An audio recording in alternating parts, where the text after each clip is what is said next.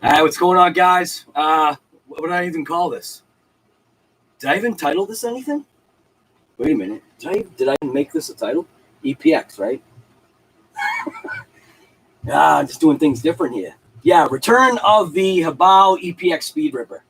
JT actually has a live going on right now if you want to go ask him questions about the Creighton EXP. So jump over to his channel and see what's up.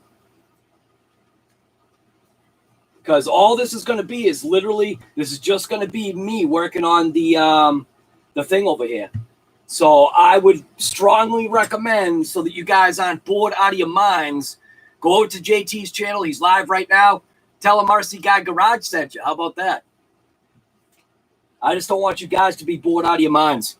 He's answering questions, so who knows? You know what I mean? But yeah, you can see right there. Right there. Wearing some new shoes right there. I did not get a chance to take that thing of beauty out because chicken. So I had to cook some chicken, and it took a little bit longer because the drumsticks were pretty fat. So it took longer, so I didn't have time to take it out, and I think it's going to rain tomorrow. So Alexa, what is the weather for tomorrow? Tomorrow in Plymouth, there will be lots of clouds and thunderstorms. Nice. With a high of 84 degrees Fahrenheit and a low of 73 degrees. And I know I talk about like ripping it all the time and don't worry about, getting things wet and, whatever, but I'm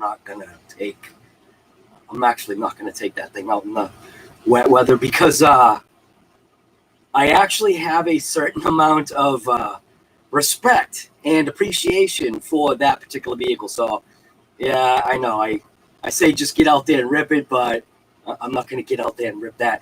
If I had the Kaiju in working order, which we only have one part for the Kaiju right now. If I had the Kaiju in working order, I would definitely take the Kaiju out because the Kaiju, yeah, you can't hurt it. Even, hydroplanes. It does what I call the Jesus walk on water. So, yeah. Go over to JT's channel. Say, hey, what's up? Find out about the Creighton. That way you know the EXP. Literally, this is just going to be a boring live of me just setting this thing up for a speed rip. Hopefully Sunday. Alexa, what's the weather for Sunday? Here's the forecast for Sunday, July 12th. Hey. Look for intermittent clouds with a high of 88 degrees Fahrenheit and a low of 70 degrees. I see nothing but sunshine, so that works for me.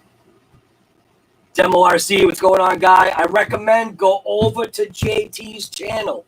This is going to be a boring live stream. I'm not trying to shove people out, but he's doing the EXP right now, and if you got questions, ask him. Go over there and ask him. I wish I could answer for you. Arma one day will get it right, and they'll start sending their cars to me. One of these days they'll get it right. They'll send it to the right guy. Nah, JT's the right guy. All the guys that they sent the cars to, they're all the right guys. I'm not ready yet. I'm not that kind of material yet. We'll see. Maybe someday. That would be cool. All right, so we are working on the EPX. You can see I had started creating my my monster thing here, my import monster, I guess you want to call it. J.O. Guy, what's going on? Who do we got here anyway? You guys are out of your mind hanging out here. So we got J.O., Mitchell, Darren, Demo, Bandit, Smokey, Chef, STL, Chuck G, Flying Fortress. I hope you guys go over and go watch JT's stuff because, like I said, this is going to be boring. I'm literally just going to be working on this thing. I thought about doing the StreamYard, but we did a nice StreamYard yesterday, and I don't want to wreck it. So these are the wheels that this thing is going to run when I go full import on this thing. These are stretched tires on crawler wheels, which ended up looking absolute mint. So I need to prep this for another speed run for Sunday. Sunday, I'm going to do another speed rip. And right now, see, I don't know if anybody gets this cue right here. You see that right there? That was kind of like that's a hint. That number has always been there since I first started doing this build. When I built this thing, that was literally one of the first things I did was I threw that number on there. That was my number that I wanted to attain for speed for this. Now, I had no idea whether this thing could do it or not. And so far it hasn't, but I know that it can.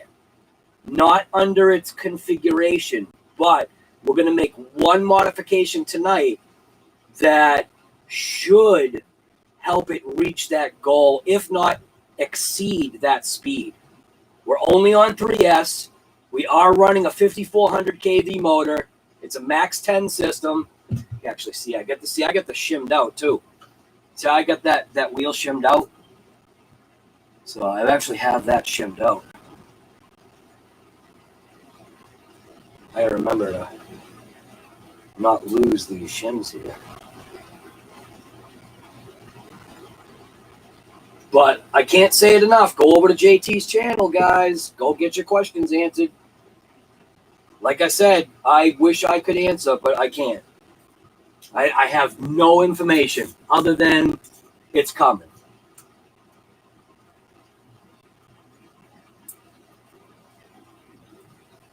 So that's what's nice about having magnets.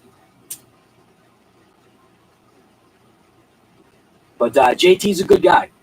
Go over to his channel. So anyways, we will pop the top. I love this thing. This is actually what got me into speed. This particular vehicle right here. Now, I need to go through it because there's a couple of things that obviously have been going on with this. I want to go through this thing. I'm going to, obviously reset my camber so that we're not full import. Reset everything. I'm actually going to take apart the, do I want to take apart the diffs? I think I do want to take apart the diffs. Obviously, this is a front and rear diff only because it's belt drive. So it's more of like that direct drive. Yeah. The other thing I might have to do is see if I can reset the tensioner on this because I think I'd like to see just a little bit more.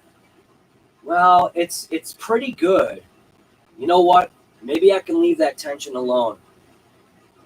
But I intend to break. I intend to break my speed number that I was trying to go for on this, which is right there. That's my speed number. So that's what I was intending to break, and this thing couldn't do it under its current configuration. Again, I reiterate, go over to JT's channel. There's 21 people here. You guys need to go over to his channel. Anyway, this thing is awesome. When I first pulled this out of the package, I literally thought to myself, wow, beyond me. Beyond my, beyond, I guess, my, I don't know, beyond my abilities is what I was honestly thinking. But I'm going to check everything on this because in order to get a nice speed rip out of this, I want to make sure that everything is all set.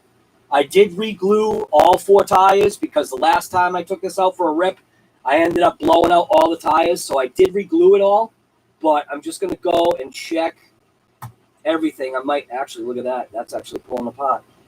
So I actually might have to go ahead and re-glue. Look at that. Wow, why is that coming apart? Yeah, I might lay I think I'm going to lay another.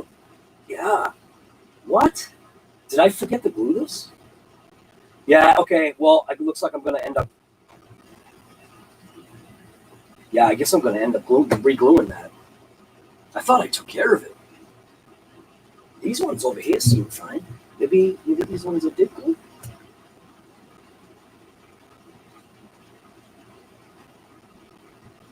Yeah, these are. Yeah, these are fine. And 67 miles per hour, these things Yeah. These aren't designed to go 60. And we went 67. And I'm scared. I need foam tires. I need to get foam tires for this thing because I know this thing has 100% gutted. So this definitely has more speed in it. I might up the pinion gear just to give myself like a reassurance. Yeah, this one's pulling away. I guess I didn't. Look at that. Look at that. That's pulling away. Yeah, okay, I'm regluing. Wow. I did not notice. All right, so I'm going to reglue these things. Again, go to JT's channel, guys. Find out. Find out what you need to know. I do have metal hexes on this side. I am going to switch over to metal hexes on this other side. This does still have the stock plastic hexes or whatever material they are. But I'm going to pop all this stuff out of here.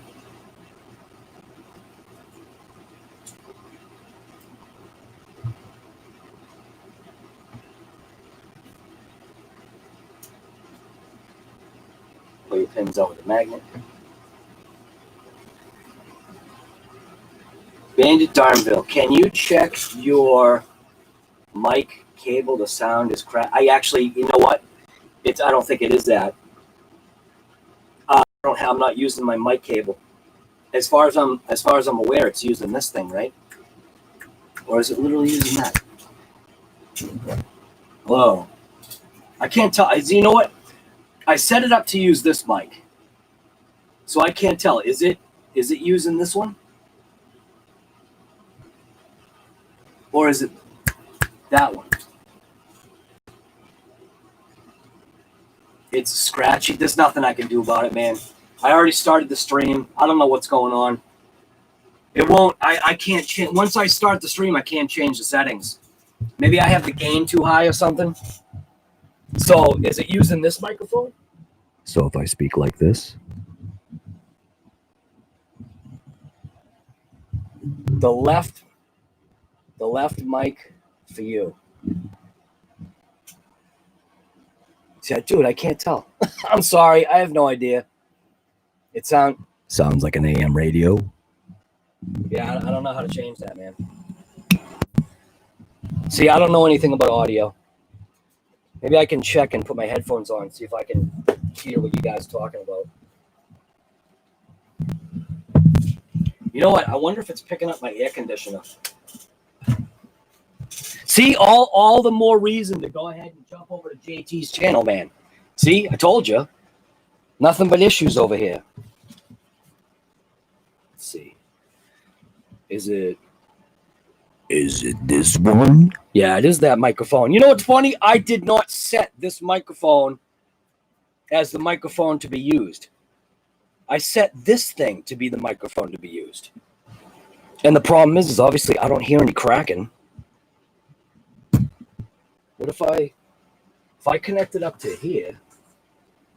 If I connect it up to my computer, maybe then I'll be able to hear the cracking you guys are talking about, maybe? Crackle, crackle, crackle. No, I have no idea. I don't know what's going on here. Sorry, guys. This is RC Guy Garage issue time.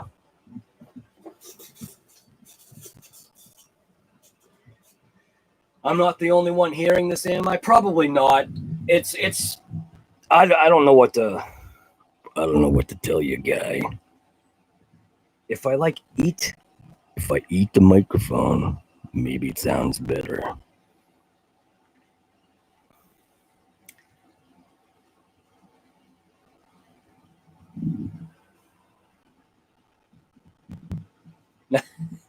Nothing but RC Guy Garage. Over here, right? See, I can't do this.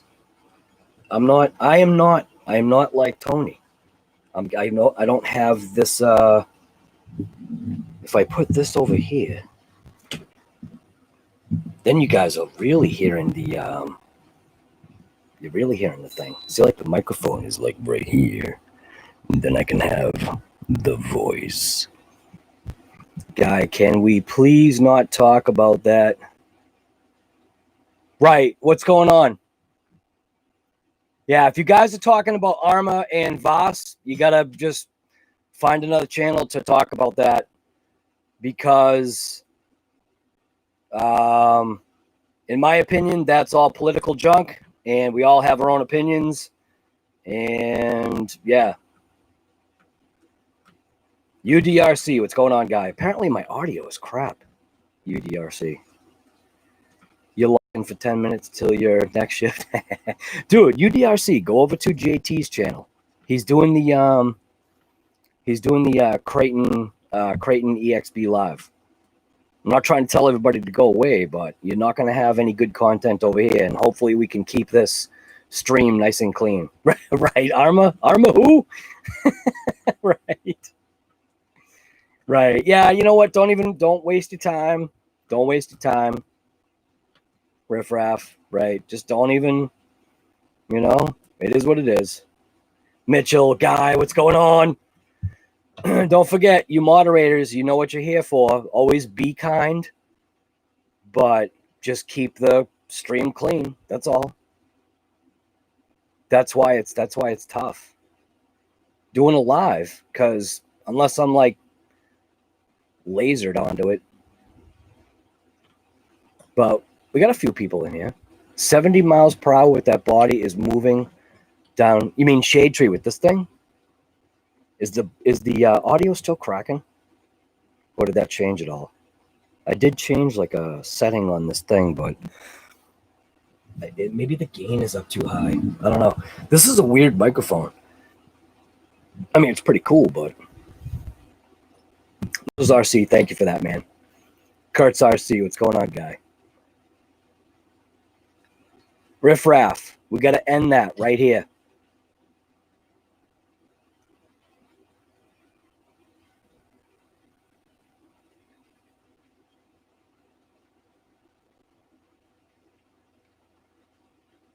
Be kind, please rewind. Right. It is what it is. Right. Darren Morris, there you go. That's the better attitude to have. It is what it is. Move on and just keep moving forward in a positive direction. That's literally the only thing that needs to happen, is move forward in a positive direction. Do I sound like Tony now? I got Tony's headphones on. While he was away, I went over to his house and I took them. Oh, I'm sorry. He let me borrow them. He's like, hey, guy, you want a good pair of headphones? Here, borrow these.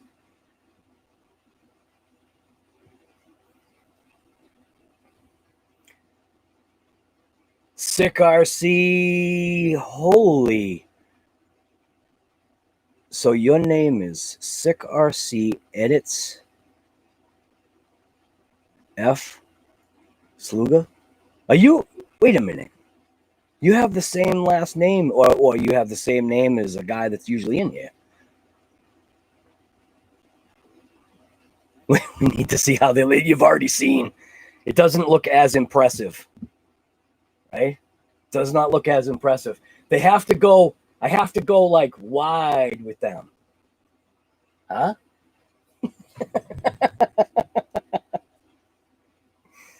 Oh my God. I tried getting a microphone boom, but the boom that I wanted, the arm, I put it in the cart, and literally before I went to go buy it, it all of a sudden became currently unavailable. I was like, you gotta be kidding me. That DJ guy garage, right? Well, apparently my microphone is cracking, and I have no idea why. Incredible Mac guy, what's going on? What's going on with the EPX? So I want to break the record that I have. Am I too loud? See, I can't tell. I can't tell if my voice is too loud. This is all the stuff that I don't know. I'm trying to perform like Tony, but I don't have what it takes. 67 miles per hour with this thing so far.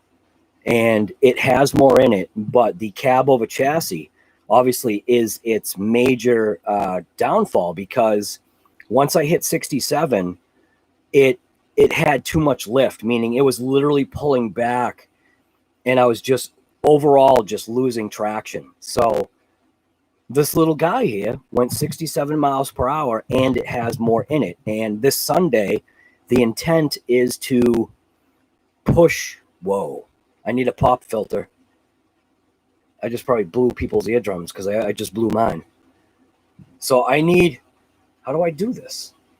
See, I'm not that guy. You know what? Here's my pop filter right here. Can I just put this muffin over the microphone and that's my pop filter? Wiggle some cables. But the thing is, though, is I'm not touching any cables. Do you know what I mean? The volume is perfect, just cracking when you talk. It could be that it's either could be my computer, or it could be the fact that my air conditioning's on right now. Sounds like a loose, but I'm not moving anything though. Do you know what I mean? I'm not touching any wires. No wires are moving at all. I bet it's just my computer. Are there grub screws in the front of the EPX? What do you mean by grub screws? For what? Right now, I'm going to take this. I'm going to take this diff out. So I don't know what you're. Oh, what, for limiting the suspension? Yes, right? Yeah, right there. Right? No. In the rear. Sorry, they're just in the rear. There's only limiting screws in the rear, not in the front. I knew there was somewhere. Yeah, no. The front actually doesn't need to be lowered, to be quite honest with you. And you could just do that by lowering the shocks. You know that. Lower the shocks, tighten up the tension a little bit. But, yeah. Where am I on this? I'm going to blow away my record for this. This Sunday. What does JT call it? Super Sunday or Super Saturday or whatever the heck he calls it. So if he's got Super Sunday, if he's got Super Saturday, I'll take Super Sunday. Go over to, like I keep saying to you guys, go to JT's channel while he's live and go ask your questions about the Creighton EXB. You don't want to hang out over here. All I'm going to be doing is working on this thing.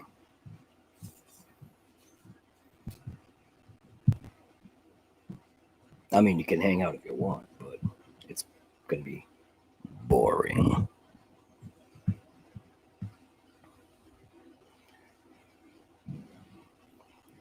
Get you program director? Eh? Super speed. He just calls it super speed.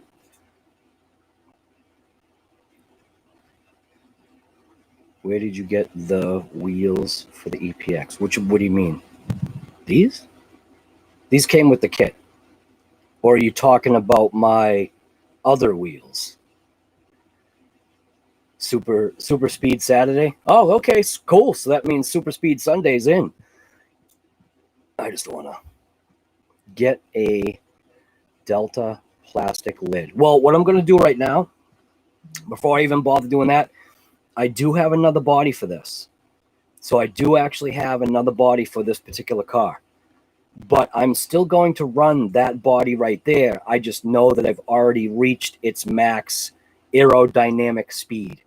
So for me, 67, and that body can no longer handle it. Now, if I take that cab off, once that cab is off, it then becomes a different kind of aero with more with more downforce. The other wheels. I got two other sets of wheels here. So I got these ones and I got these ones. Which ones do you mean? Oh, you know what's funny? See, this is where, do you realize I was literally just showing the microphone the wheels? See, this is where I'm not CCXRC here. So these are the two sets of wheels that I currently have for the EPX. Well, not for the EPX. This is actually for my rally car build. So if you guys are interested, we are going to do a phaser rally car challenge. We may be opening it up. I'm still straightening out some details with JO. Next couple of days, we'll do I guess, a more in-depth kind of, hey, this is what the parameters are kind of deal. Some of you guys have already, I guess, started modifying and or building your, not phaser, but your other vehicles. The black ones, these ones right here. So these are Hobao crawler wheels. These are amazing, like, quality. Like, I mean, I'm not a crawler guy, but when it comes to the quality of what these wheels are, these things are absolutely mint. So the actual hex also screws in. They give you obviously a fake disc brake looking thing that is a separate piece.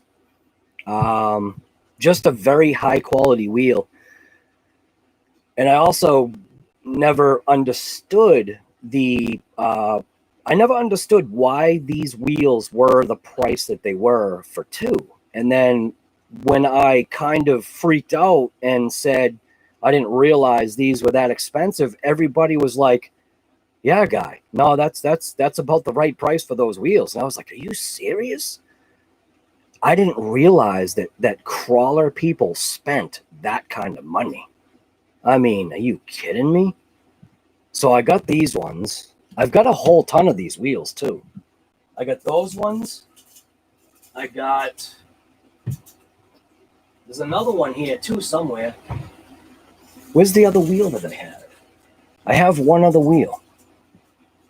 I don't know where it is. It's lost forever. Yeah, I've got a whole bunch of those wheels.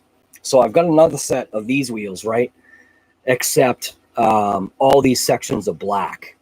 So it kind of mimics this look. So you've got all the nice sheen right here. Also, these wheels are Ginsu wheels. These things are ultra sharp.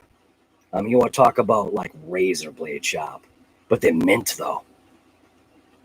They do look pretty sweet.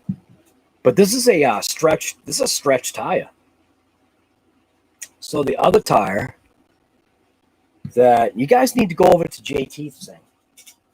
I know I keep saying that. Oh, here's the other wheel. So this was the crawler version. Obviously, the way it's supposed to be, on a crawler tire. And it just looks so nasty like that. But to get it like this takes a lot of work. To stretch that tire onto this bead, it takes a lot of patience. It takes a lot of skin. You know what I mean? Doing it on these tires, where it was actually way easier. And what I'm trying to show you is the original stock tire that I've got around here. That just to show you the width difference. But I don't know. Oh, here it is. Right here. So here's the stock tire. Right? So here's the stock tire. Here's the stretch tire. So you lose height, but you gain the width. And the only reason why I'm doing this is I'm doing this for an all-out, like, turning that into a full cambered, like, crazy, just import-looking vehicle. You know what I mean? For visual and for running it. But obviously, camber also means no traction.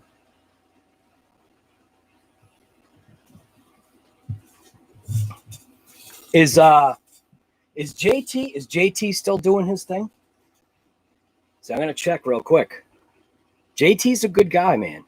You guys should go check out JT. Let's see here. You got Icon there. Where did JT go? I know he's here somewhere. Because I just had him on here before I started the live, and I was like, nah. All right. Is he still going, or is he gone? Yeah, he's still going. So go jump over to this guy's channel, will you? Here. Right here. This guy right here. Oops. Go jump over there. Go tell him Mercy Guy's Garage sent you. Nah, just go ask your questions. Out of here. All right. Hopefully I answered those questions about the wheel.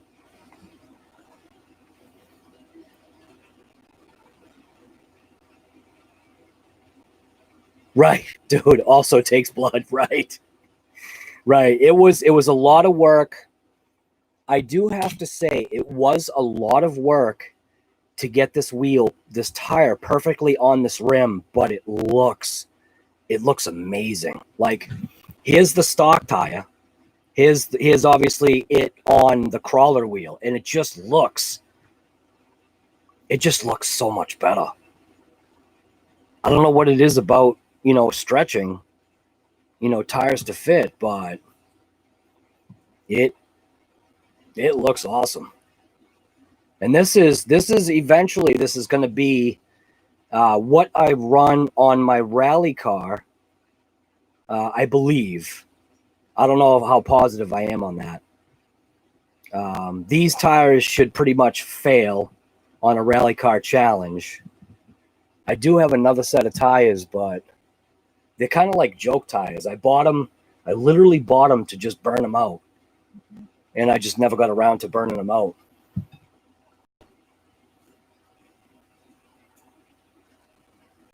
Yeah, nice. My phone is dying. Awesome.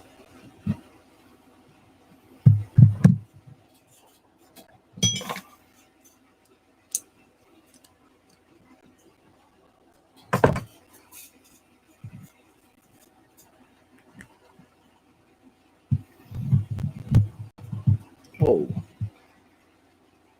Paddle tires for axial Can-Am, like Tony at C6RC has for Yeti. Been wanting a pair. I think Tony's actually, or was here. A stance, right. Darren Morris, a stance. What, are you talking to me or are you talking to somebody else? I see, I can never tell.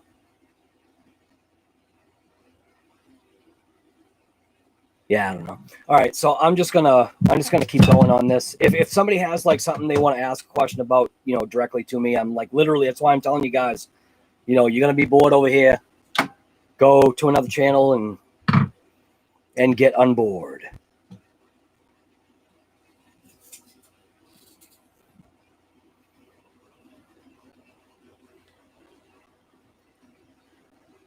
Oh, first I want to take the camera. Do I want to take the camera out of here?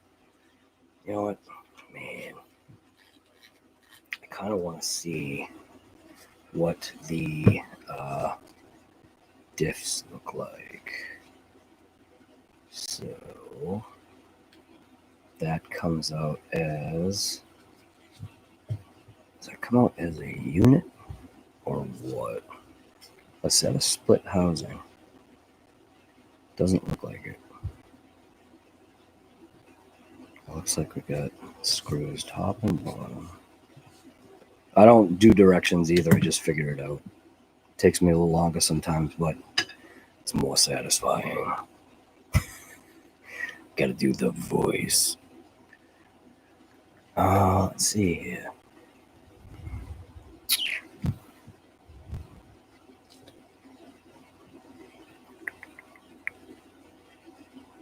So 1, 2, 3, 4.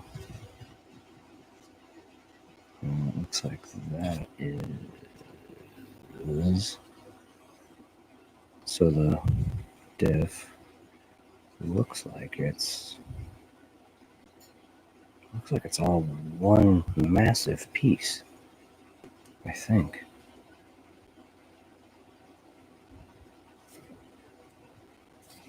Wait a minute. What do we got here?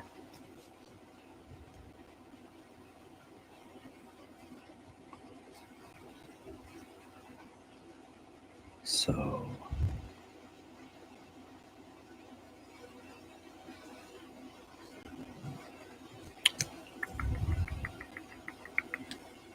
man, this thing is really connected.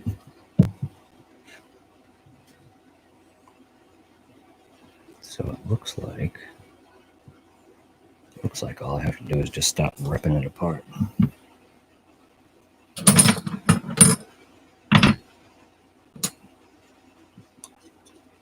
Yeah, right.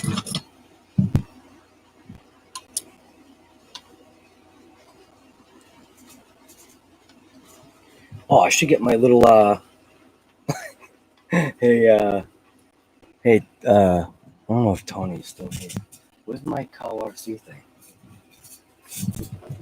Hey, Tony, if you're still here.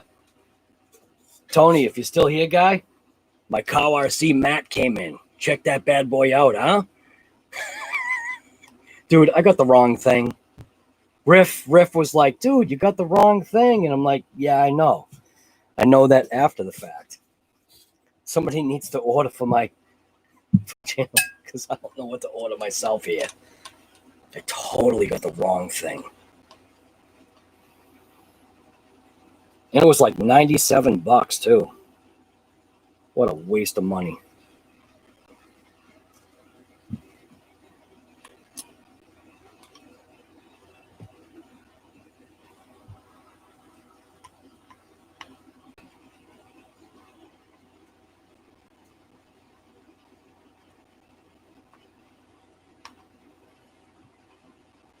So many live streams right now.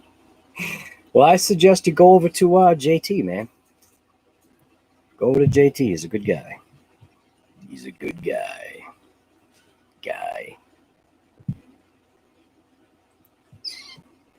So.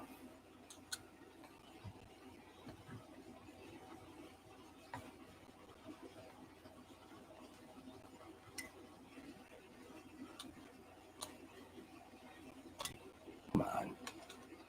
Get in there.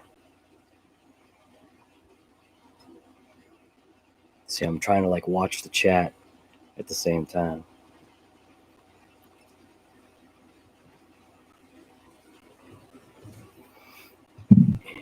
And to loosen up my tensioner, I've got to... Oh, there's still rocks coming out of this thing.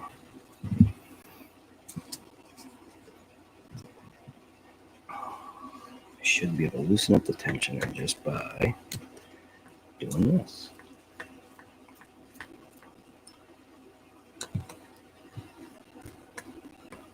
And there we go.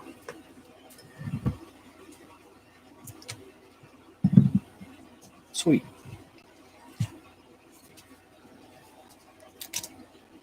But my intention is to break my speed record with this thing this Sunday.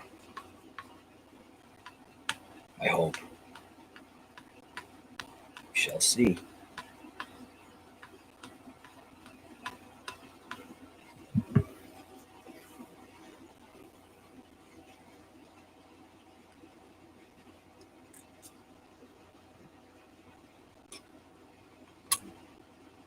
Well, got a nice digger on the chassis right there.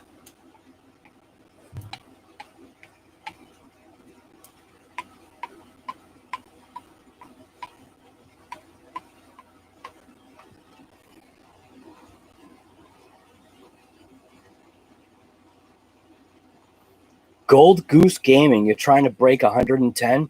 What's your speed right now? Meaning 110 is your speed and you're trying to break it, or are you trying to get to it?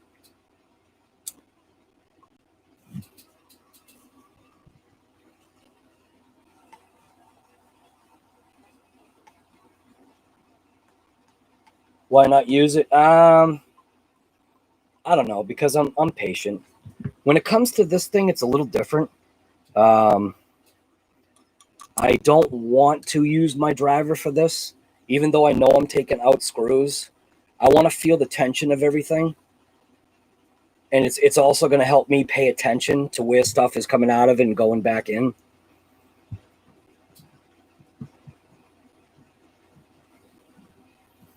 Short, short, short, long, long, long, long.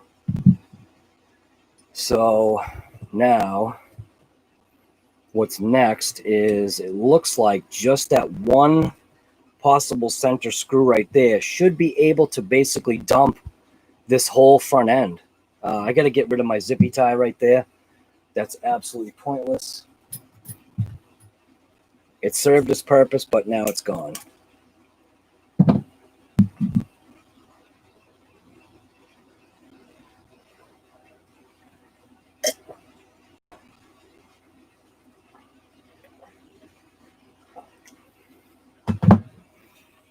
All right. Now I need to disconnect. Actually, the servo saver can... That can actually, I think, stay in there, can it? It's almost like this whole thing can come out as a unit. Yeah. I think if I get rid of this right here.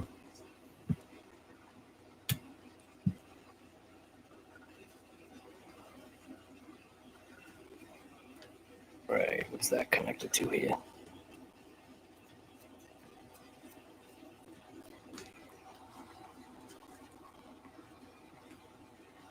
Something's spinning. It's that stupid thing is spinning. That's foolishness. If I go after this over here, the other one will spin, won't it?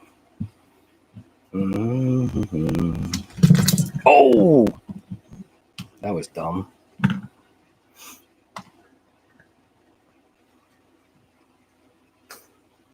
All right. That thing is spinning. I just got to get a wrench in there to stop it from spinning. Or I can get a needle nose plier in there to stop that from spinning.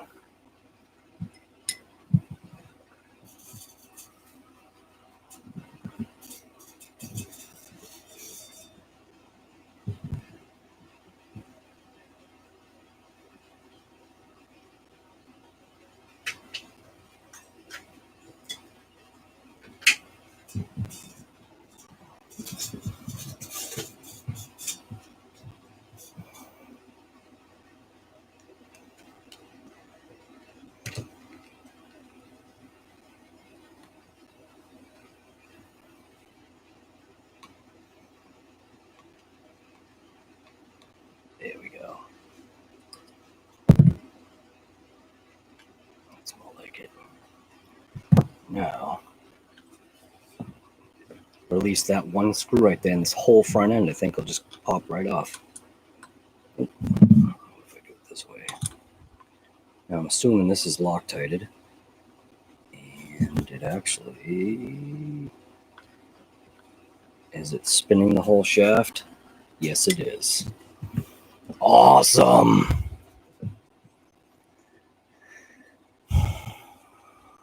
Alright. Boy, this thing is built.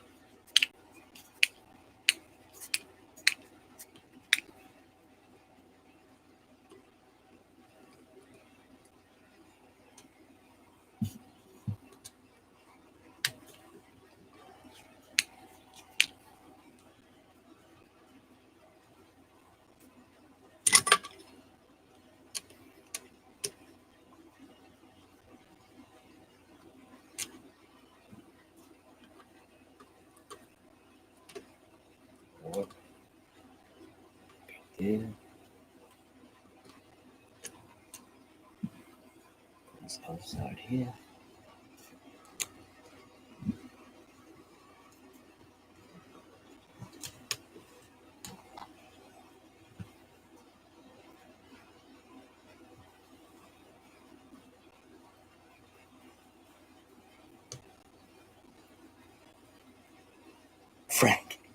Frank Sluga, are you saying you just watched my vid?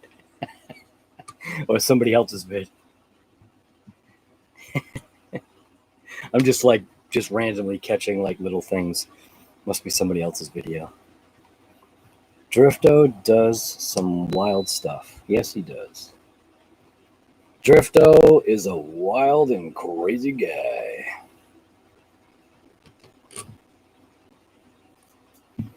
In a world where everything is 100S. All right, so now, technically, if I remove this,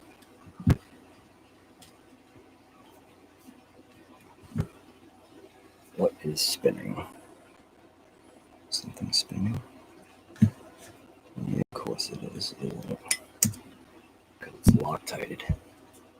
Awesome.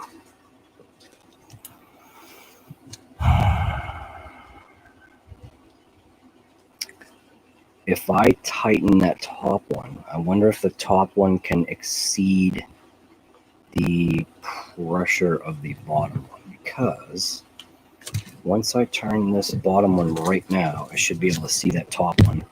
Ooh. Oh, listen, give me some room here. All right.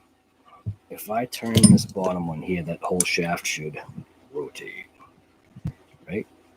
And no, it doesn't.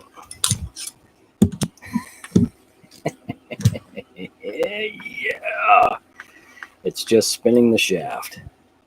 And I don't think that that is something that I can get a wrench on either, is it? Doesn't look like it.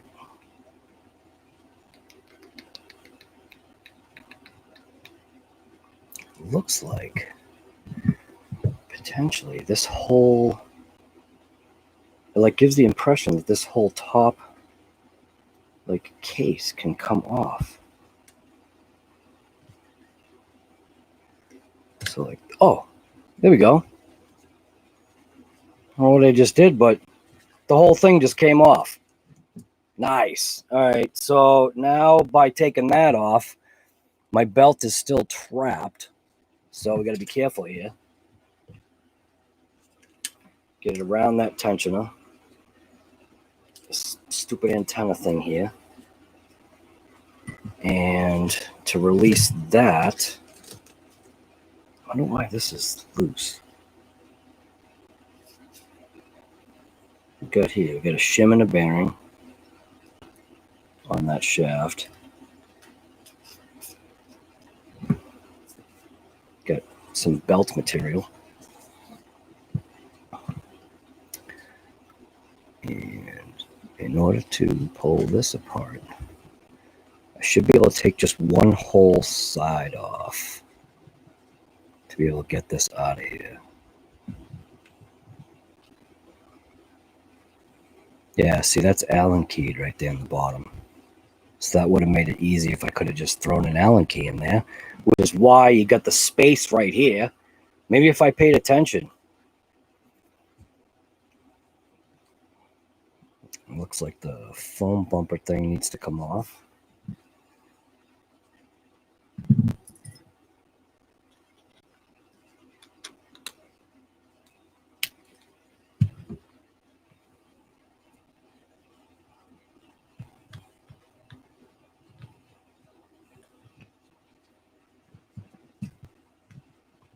Get out of here. Good enough. Just work on the mat here.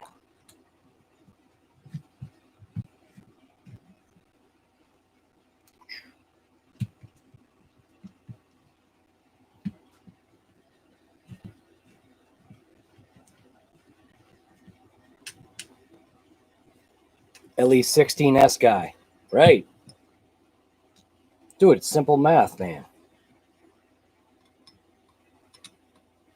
16S, it's simple math. 8 plus 8. In Earl's case, though, it's 4 plus 4 plus 4 plus 4. Simple math, you know?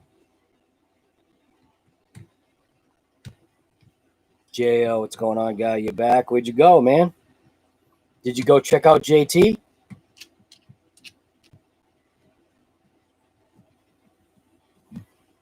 Earl Moorhead, what's going on, guy? We were just talking about simple math.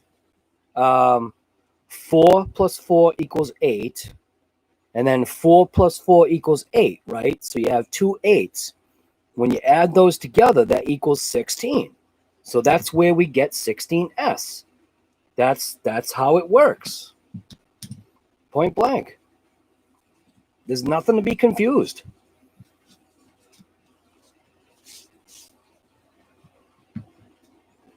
No confusion. Oh, pots. So that looks like it could be separated, right? Right now? Nope, something's still holding it together. Looks like we got something here. So this, oh, this just slides out, right? Yeah. It doesn't look like there's anything holding that in. It looks like this just slides right off, right? No, it's not wanting to slide.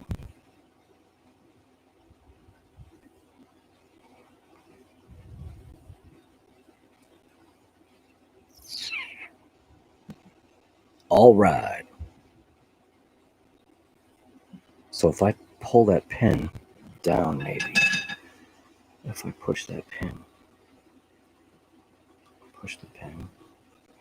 No, it's backed up by that. So grab it and pull it this way, maybe. Pull it forward. Yeah, there we go. All right, there we go. Pin gone, arm gone, shim gone. Gotta watch out for that. So we've got 2 forward shims here, or 1 forward shim.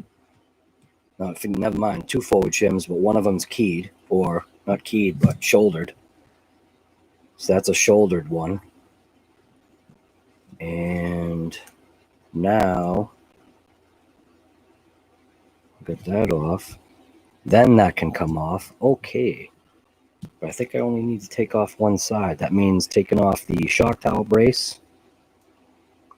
Boy, there's a lot to get into this front diff here.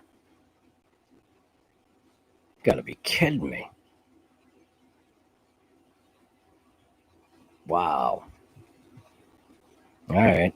Well, as long as I just take this one whole side off, I should be all right. But this thing is like braced all over the place. So there's a couple of screws. Oh my god. Literally, you got to take apart this whole thing just to get to that diff? What? Yep. That's what I'm looking at. So the shock tower there to there. So get the right size here.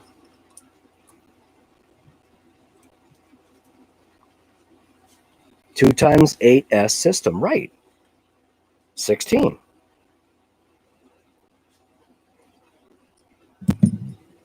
Come on. If a battery is a gas tank, right? You got 2 30-gallon tanks. How many gallons does that equal? It equals 60 gallons. So it's the same thing. A battery is a gas tank. You know, it's just 8 gallons. 8 gallons, guy.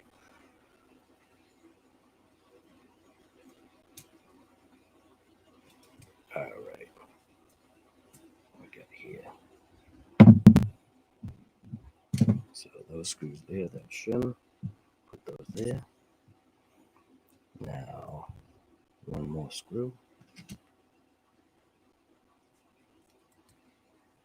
And how about if I take these off too? Why not? Take it off as a unit.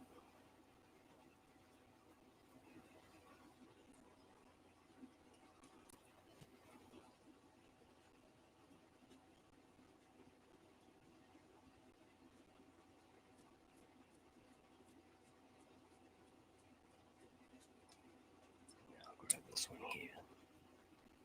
Now that whole shock tower and the 2 front shocks should pop off. Oh, hey, Earl. I think JT, if you haven't been over there, is live or was live with the EXB. If you want to go check them out. All right, so now we're close. So it looks like if I just release those 2 screws right there, I should be able to take off this whole half, I believe. So just those 2 screws right there. Then it looks as though I can take off that whole half, which is kind of what I'm going for here, just to get this diff out. Oh my God. What a dumb idea. Well, let's see what the diff looks like. Today on RC Guy Garage, I'm going to show you how to waste your time.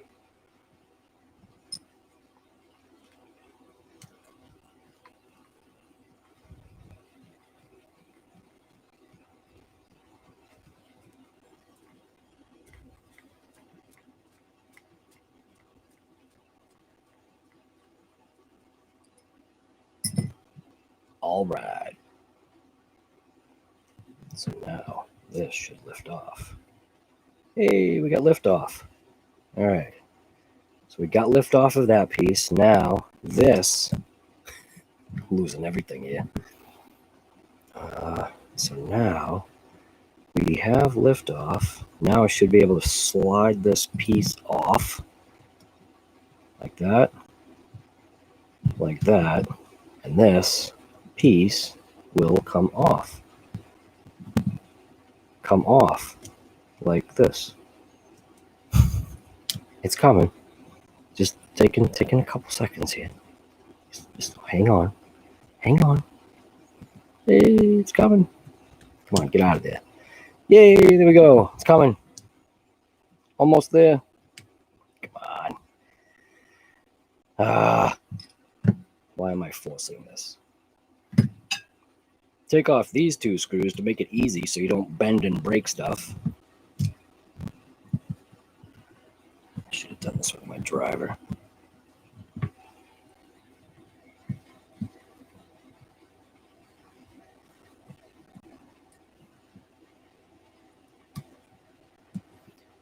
Yes, I was over there. Oh, good.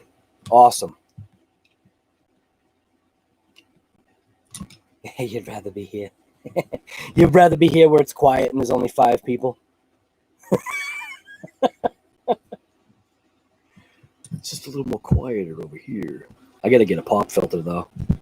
I'm realizing that I didn't realize the use of a pop filter. And apparently I need one. So there we go. So there's our diff. Finally out of the EPX. It only took like 900 screws to get to it. And I don't really see any other way to get to it other than the way that I just did it. And I'm okay with that. But I wanted to get a look inside because if I am going to... Hey, Earl, did you know I'm going to try and break my record with this this Sunday? So it's got a sleeve for the bearing. So I'm going to take that sleeve and put it back into its spot right here. I keep showing the microphone because I think that the camera's like right here and it's not. All right. So we're looking pretty good here. I need my paper towels. Those are way over here.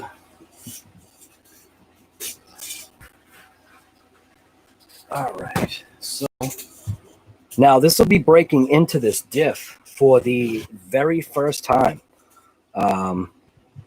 Have not needed to break into this thing, but I finally had like the desire to check it out. Because if I'm going to try and break my record with this thing, I want to give it every chance, and I want to see what's inside here for lubrication, which it's kind of sounding geary, if you can hear that. So that's what it's sounding like. So that almost has the sound of very, very minimal fluid. So, but we got 4 screws right there, which are probably those, what, 1.5 little jobbies. Oh no, it's not. It's actually a 2. Okay. So first look inside the diff, front diff of the EPX.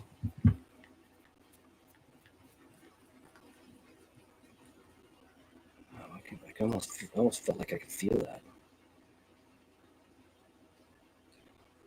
So we got 1, 2. Let me give it a crack and a crack. There we go.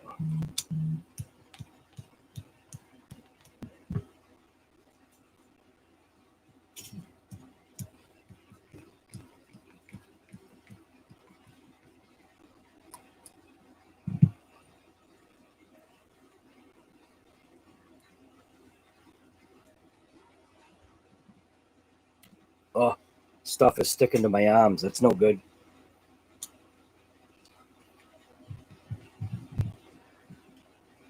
Yeah, I just saw that. I was literally just about to check it right now. I just got to make sure the volume's down. I think the volume's down. Yes.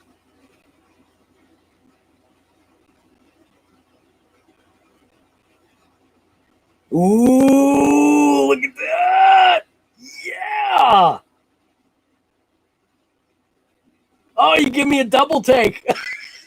That is awesome. Woo! You guys got to pay attention to Earl Moorhead's channel.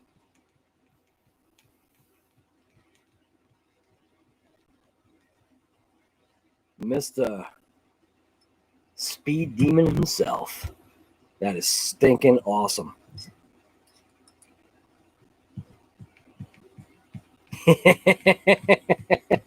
Insider info.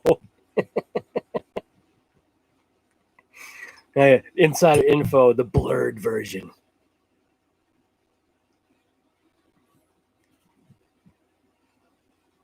All right, so here we go. First time into the front diff of the EPX. What do you think we're looking at here? I think we're looking at very, very minimal fluid, if any. And survey says, yeah. Well, I mean, it's all right. The fluid's kind of slung completely to the edges. There appears to be, there is a gasket there. It's stuck on that side. Nothing is clocked. It looks like it's the same that way. So what I'm going to do is, because I've got this open right now, I'm going to throw my special grease in there, the grease that I use now for this. Like I said, because I'm serious. Any diff that I open up, like I know I said any ring and pinion, but for this, I want this to stay open. So because of the way this is performing already, I'm just going to throw some nice grease in there just to keep things nice and lubricated. So I kind of expected to see that kind of grease in there.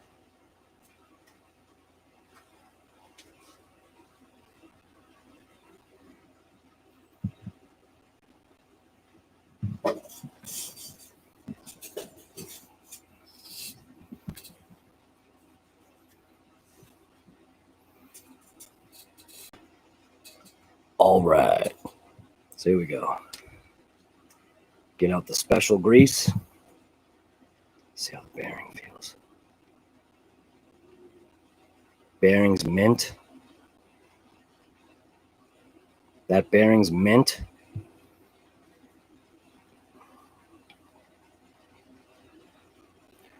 And I'm literally just going to do, like I said, just a smear right in there. Just like that. Good enough. Don't get this stuff on your fingers. Perfect. Just like that. That's all you need. Keep it nice and lubricated. I'm gonna use a pick to clear out my holes. I got a pick right over here.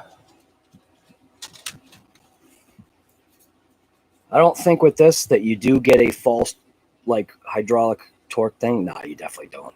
Those holes go on forever. No issue.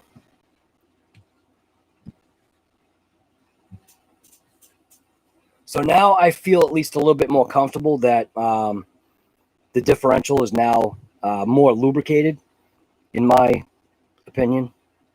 So we will snap it together just like that. And this thing is actually, oh, you're sneaky. What is that? All right, I got you. So that goes into there.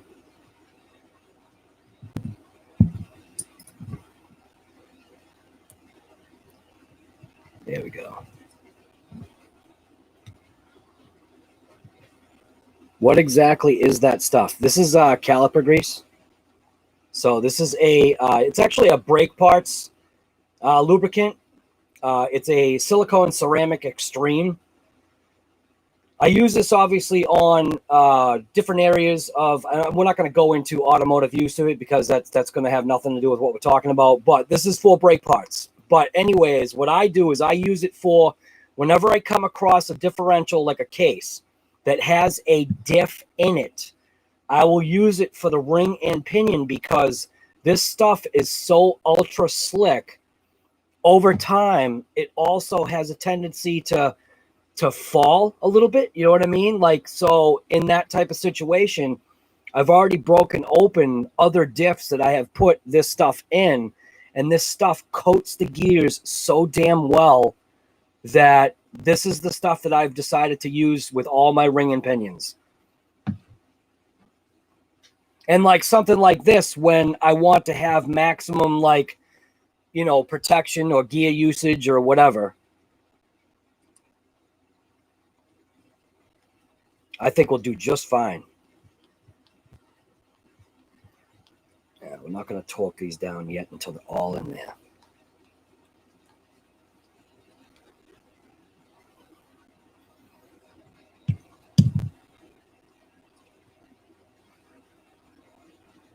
Pass the Grey Poupon. Will you please pass the jelly? Nah, see, I'm the guy that, will you please pass the jelly?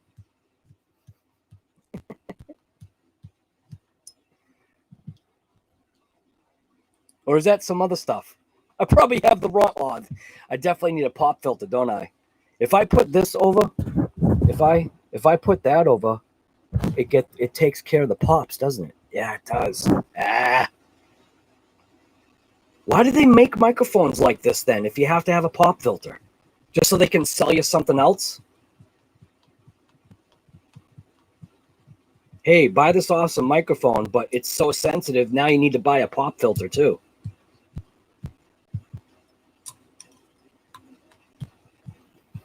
What's in your right? What's in your diff? On this episode of What's in Your Diff, well, at least we got a look and we saw what was in there. Like, really, I mean, very minimal gear protection. And I think I started noticing that. And at least now I feel happy that that I feel like at least now there's something there to help the gears, you know?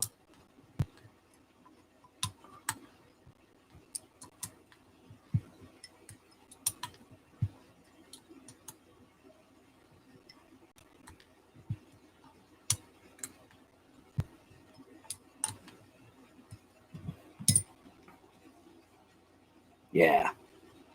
Yeah, mint. Still has that nice gear sound, but at least I'm happier now that it has some type of fluid in there. Makes me happy. That's really all that matters. Now we can put this, if I can remember how to put this thing back together, this monstrosity. So, all right. Make sure I have this flipped the right way so my belt doesn't get all messed up.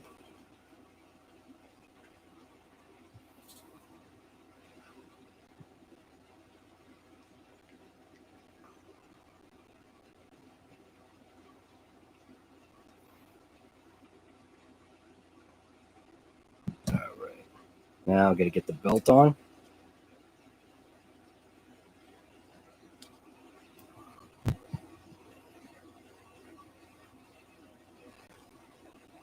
Belt's kind of in place. Nothing's twisted. It's looking the way it's supposed to be. Make sure that there. Put this into place here.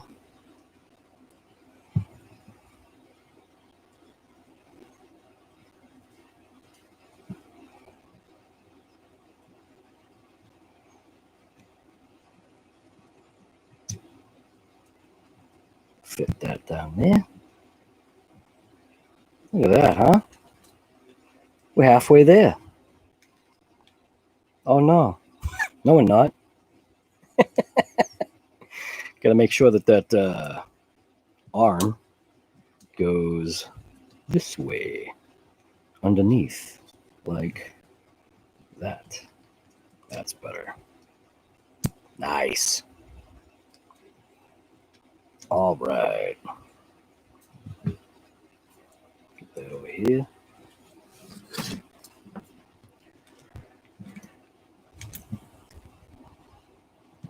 Lower arm down there. This upper piece here. Put that into place. That was these 4 screws.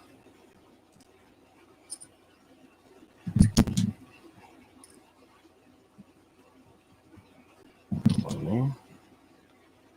Put one on this side.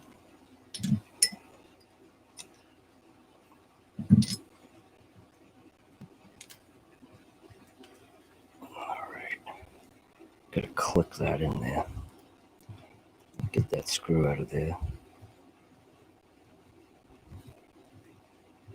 Click it into place.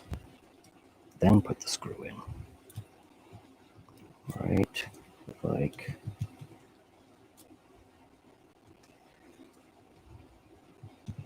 that.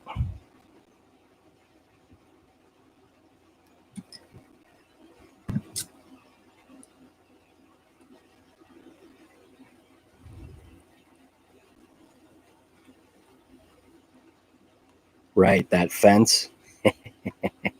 How's the fence doing, Earl? Did you leave a little cross at the fence? There you go, guy. You gotta put like a cross at the fence. YouTube infraction, dude. Seriously, that's gotta have a YouTube infraction cross. Sorry if I just killed people's ears. I forget the microphone's right in my face. City sending you a bill, right? You have candles. Nice.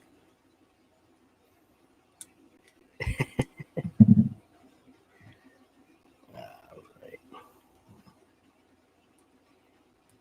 Man, with what this was like, getting this front end apart, I almost don't want to tackle the rear end. Just because I just want to rip it. I just want to rip it. I don't want to take this all apart again. All right. I think we're good there. It's looking good. The key will be if this thing runs after I have like fixed it. Fixed. There's nothing to fix. So this is where those shims come into play. So let's get that little CV thing in there. We'll get that dog bone in there. We'll pull this in. We'll flip this around. So this is where that pin comes into play right now. Where's my pin? Pin and the shim. So I'm going to stick the pin in. I'm going to put the shim on. Just like that. Get that arm into place. Come on, get in there. Hey, look at that, huh? That's a thing of beauty right there. Perfect. Looking good. Looking good. Oh, did I forget this dog bone? Oh, of course I did. You son of a...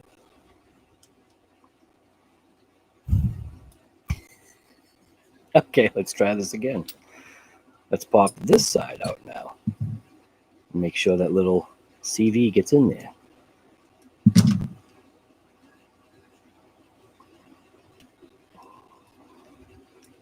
So I think I might be able to do it without losing that place. Oh, forget it. Not the case. Get that in there.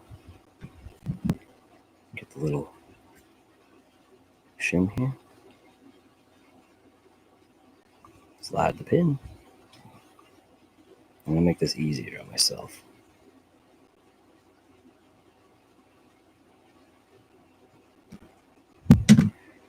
Here we go. Now we'll lift that up. Slide it in. Bottom it out. Beautiful. We're getting there. About 30% there. So now, pop this over here. Slide that down. Just like that. And then,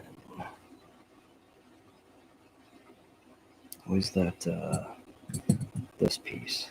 This piece goes in here, like so. Right? That piece goes in like a channel right there. That slides there. That gets like that. And I'm going to just put a center screw right there just to try to keep things together. That was one of those shorter screws with the tapered head. Just to hold this front little section on here. Just like this. And it's not going in. All right, why isn't it lining up?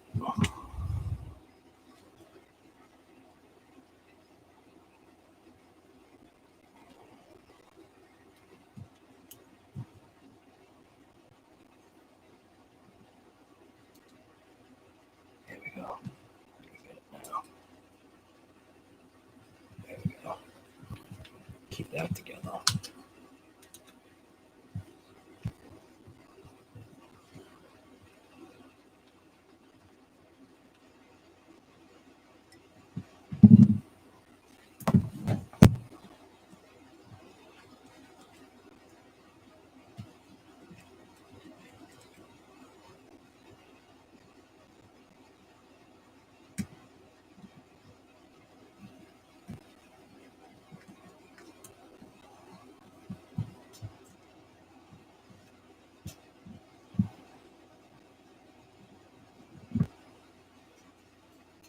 All right, so now these other two screws can actually go in now too.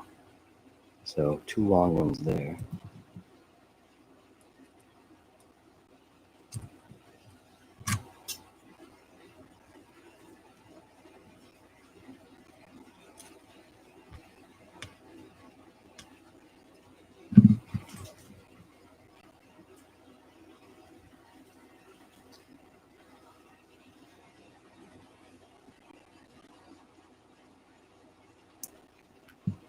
something I think is missing here. What is missing? Oh, I'm missing a bearing. So I just noticed, I think the little bearing came out of a little servo thing here. Yeah, it did. Yep, it's not there. All right. All right. So let's pop that up. Put the little bearing in there. That's better.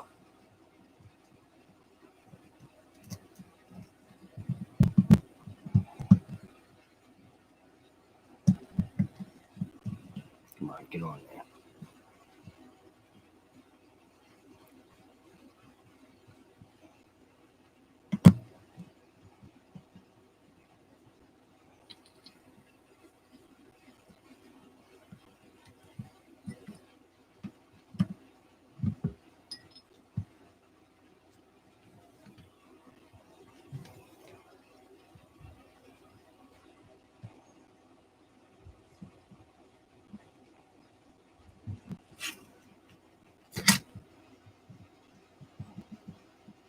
Now something about, looks like that's actually good now. Looks like a little tweaked.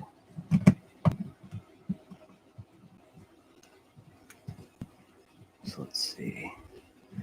Is it lining up on the bottom here? So it looks like my holes are not like fully aligned. So those back ones are, but these front ones are not lining up. Why is that? So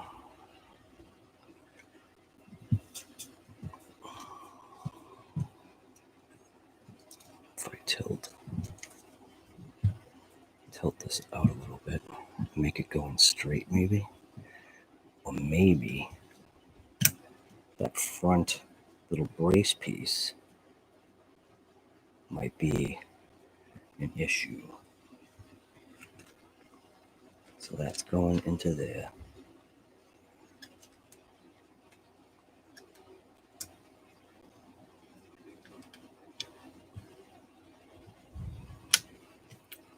There we go. I think that was it. I know I heard a click. I heard a click. It looks like it's sitting down, but it also looks like there is a space. There is. So it's not seating down. So this piece may be interfering.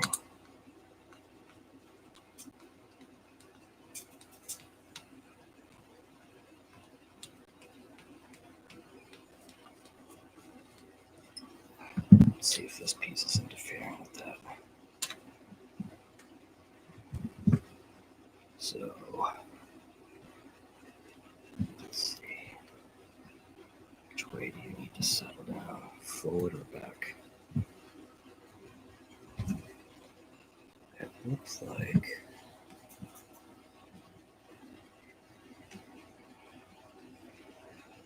it needs to go back.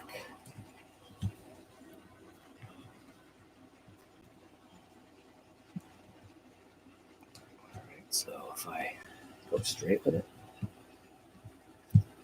like there and there.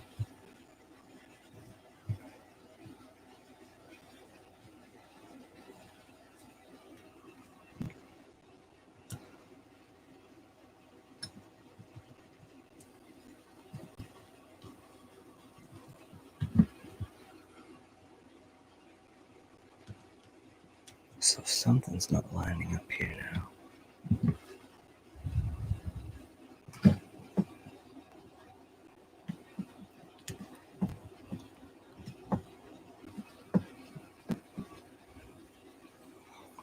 So that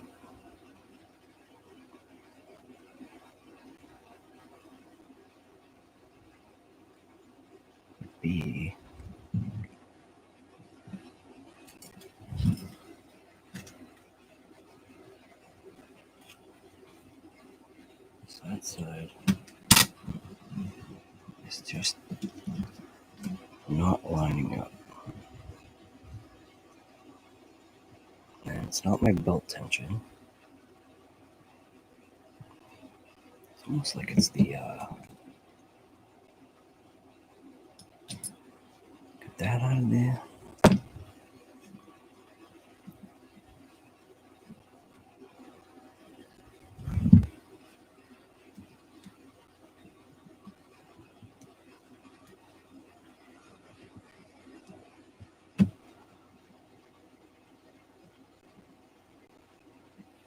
So, okay, that side in. That side was in.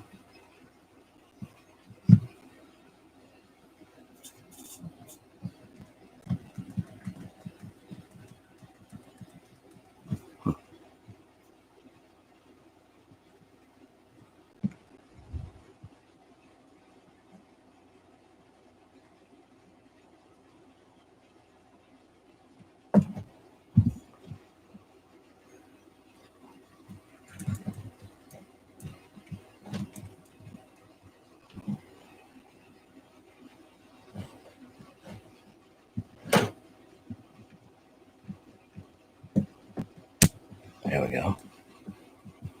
There we go. That's better. Yay! Very, very holy smoke tolerances on this thing. Now I should be able to just slide this into place. That's way better now. That's crazy how much more solid that makes that.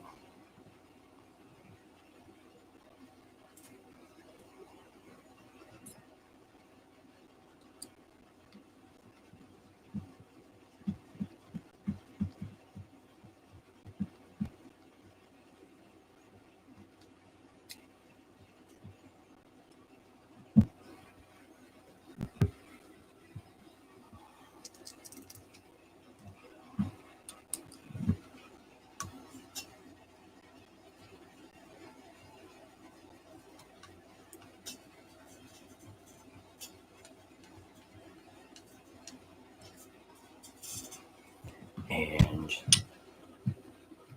did I seriously lose a screw? Really? Did I really lose a screw? Are you kidding me? Awesome.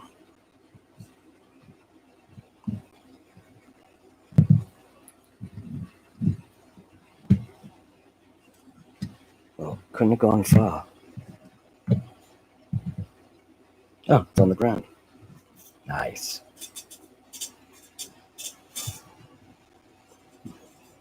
Is that it? Oh, yeah.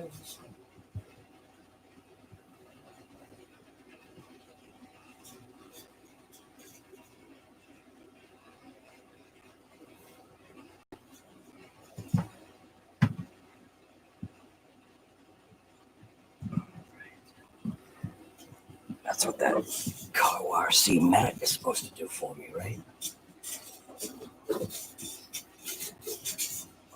All right.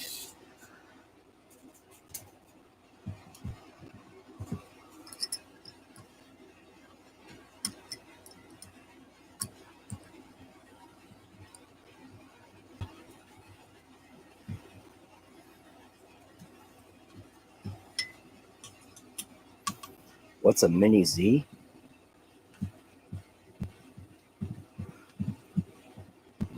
Oh, like how much is a mini Z in America? It's like $150, isn't it?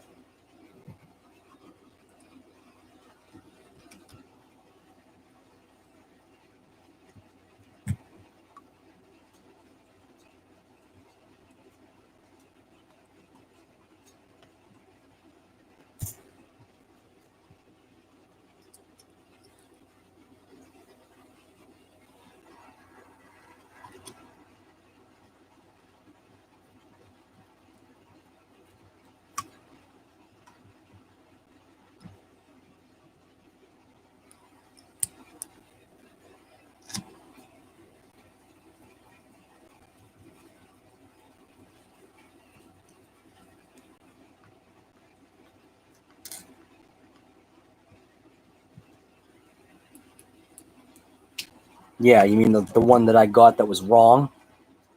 Riffraff? Oh, that was so bad.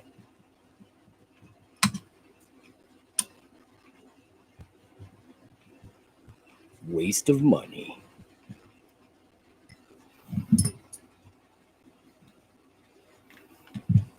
All right. There we go.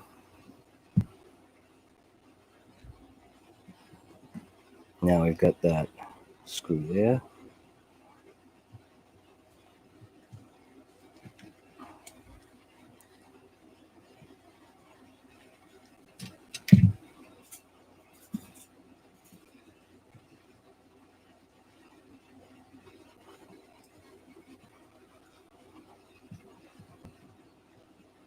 Put on our shock tower brace here.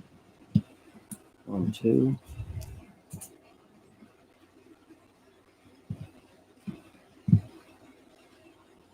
1, 2, 3. Yep.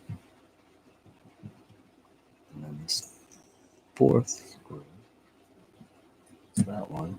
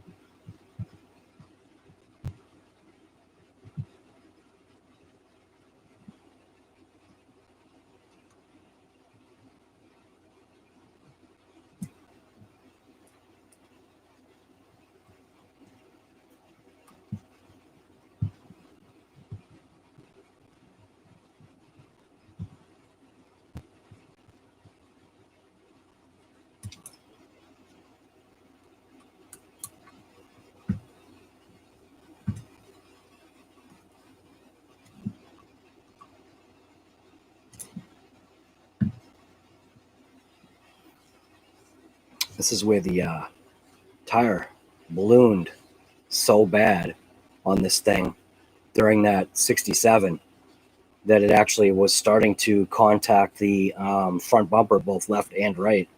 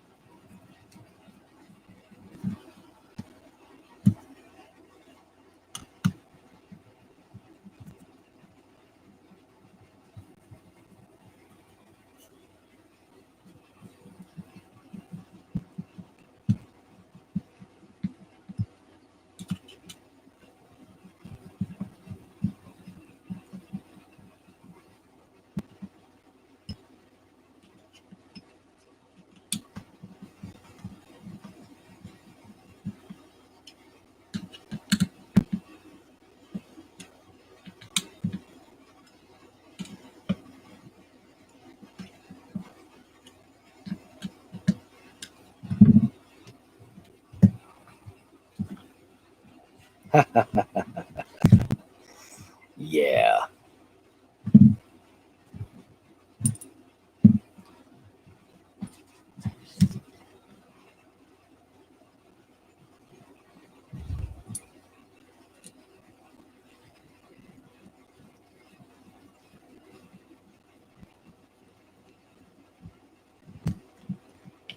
Come on, go to your home.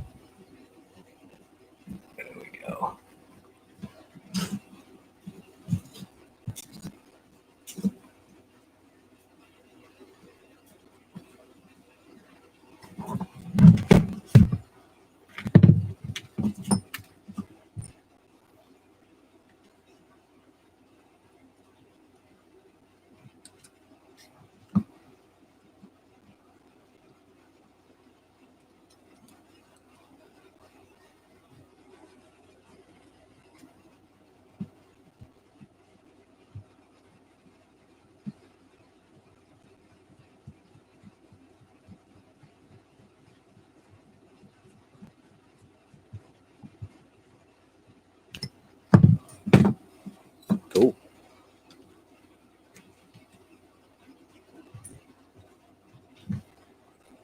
Now we got a little brace here, which this little brace went this way.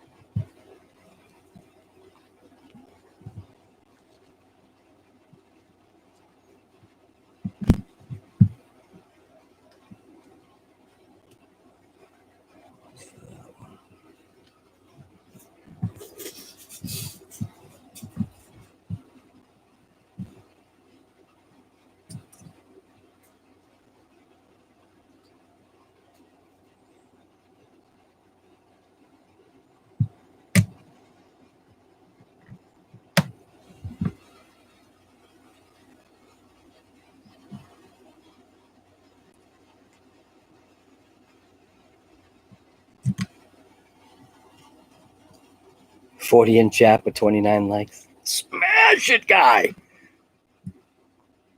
Right. Mats, thank you for that, man. 42 people in chat. Just smash that like button. Just don't smash it so hard that you break it.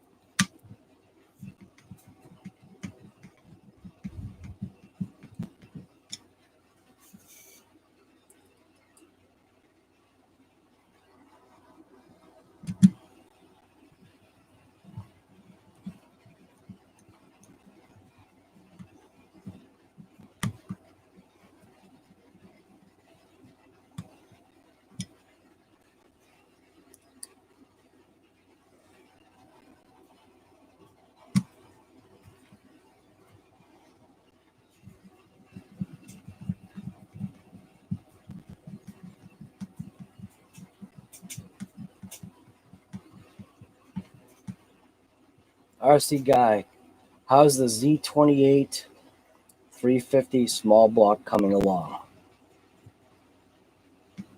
Z28 350 small block.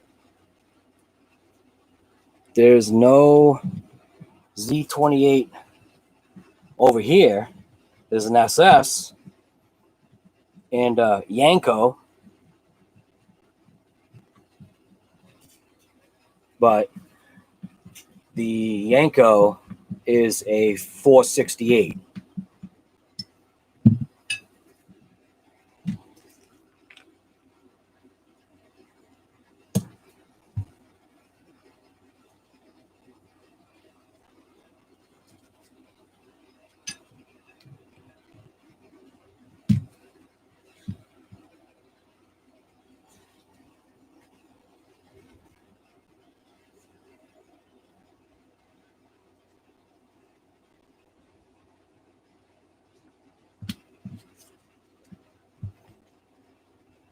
Ah, that's what I did. That screw. I knew something was wrong. This screw is this one.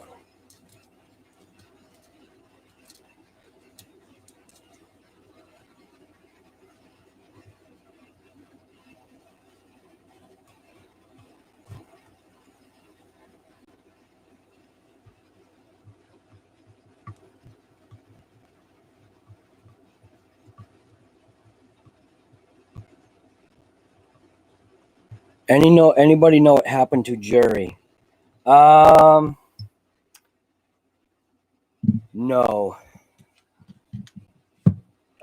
He was friends with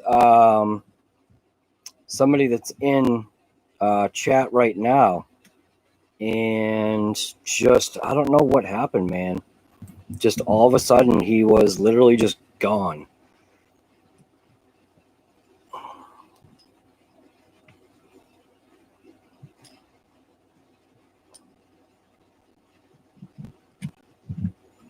We all know that he had issues with Bell's palsy too.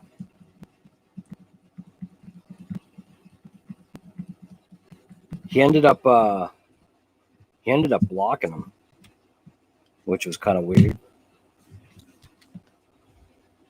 So now this is when you need what I call the stupid Allen wrenches that come with these kits. You need the L wrench in order to back up that servo thing there. So that's why they give you the L wrenches, so that you can hopefully do that. Now, pretty sure it's this one right here. And I don't think it is now. Whatever it is, it's got to match that one. It's not that. It's this one. Yep, that's the one. So get your L wrench in there to back up your little servo thingamajigger. Then you can come in here and give this a tighten. Perfect. See, they give you these out. Well, this is actually a low C wrench, but Hobao gave the wrenches too. But all right, well, no extra screws, which is a good thing. Everything's all torqued down. We did put some grease in that front. I really should open this back, just because if I'm trying to beat a speed run, I probably should make sure that I have lubrication in there. Man. It's not that bad, though. See, I did a couple of funky things with this. I actually ended up using like an antenna tube for real. I actually have it screwed in through the shock tower in the back.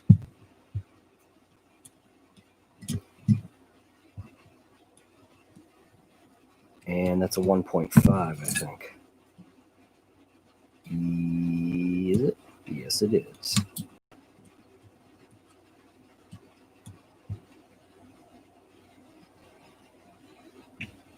Earl, remove the half screws to save. Remove half of the screws. Remove half of the screws to save weight. Yeah, nice guy. Is that what you did to your Limitless? You removed half of the screws? Is that why you crashed? You're trying to save weight? Why isn't this fitting? Is that like a Phillips? Man, I don't even know what that is. What is that? It's not a 1.5. What the? Well, maybe it is. What is it? It doesn't want to. Wow, it doesn't want to unscrew. Wow. What did I use on this? Holy smokes.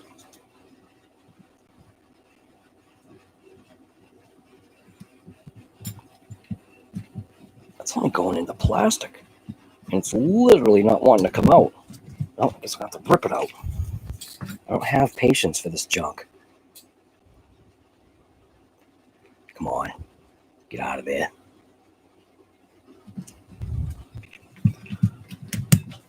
Good enough. No patience. Not for stupid stuff. Snip this out of here. There we go. That's the better way. See, now it's out of your way. Get the screw out of there. I have no idea what this is. This almost looks like a Torx bit. I literally used a Torx? What? Get out of here.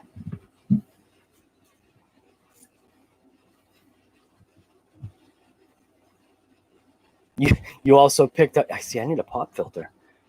I also picked up rocks and put them in the infraction just because it's a truck.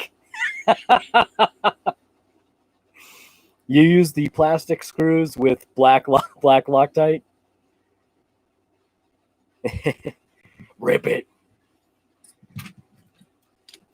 All right. All right. All right. So I'm gonna take apart the back just because it's literally the right thing to do. If I am gonna do a speed run, even though we're not going 100, to be quite honest with you, the pinion that's in here, I am gonna change it out to a bigger pinion. Yeah. So I'm gonna check this diff as well. This one's going to be a little bit more involved because we have that belt to take off. So this whole, I think this whole unit, again, just comes out like literally as a unit just from the bottom. Just from those, what do we got here? We got 1, 2, 3, 4, 5, 6 screws. So the 6 screws that are right here is how this is going to come off. And I could use my driver to make it fast, but I like punishment. Do I have a driver? I'm just going to grab my driver. We could make... Oh, no. Am I not going to grab my driver? Yeah, I got it. Right there.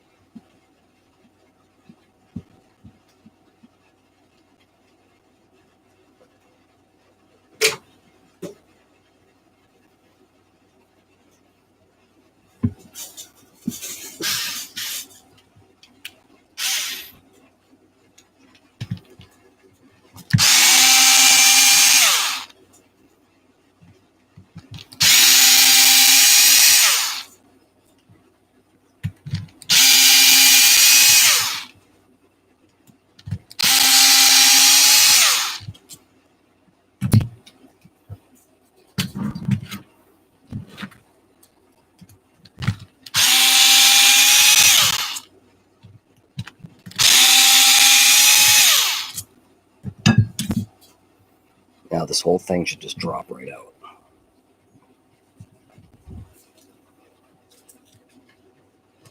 Oh, hey.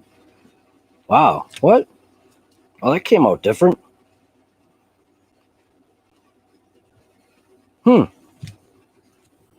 That came out different. So like the little cradle stuck in there. So I guess that's a good thing. That's different. All right, cool. That makes it a little bit easier. So now it looks like I just need to pop these 1, 2, 3, 4, 5 screws. That will pop that brace off. This microphone is probably killing people.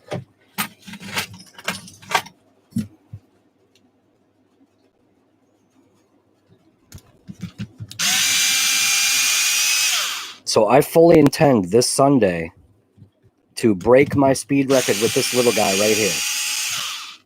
And I already know it's going to do it.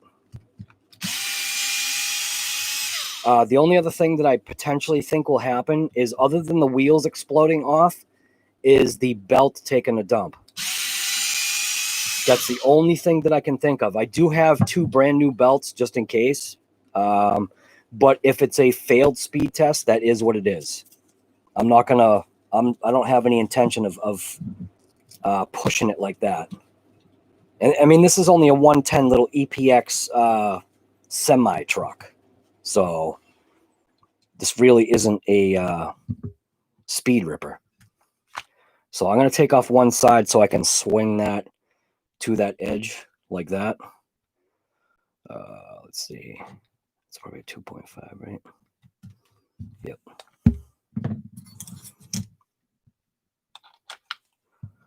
2.5. And then I have a nylock right there, so I'm going to need some kind of a thingamajigger. Oh, hey, wait a minute. I got my Kyosho wrench. That should work. Right? Is that a 5.5? Hey, look at that. Nice. Now that top piece will swing over to that side.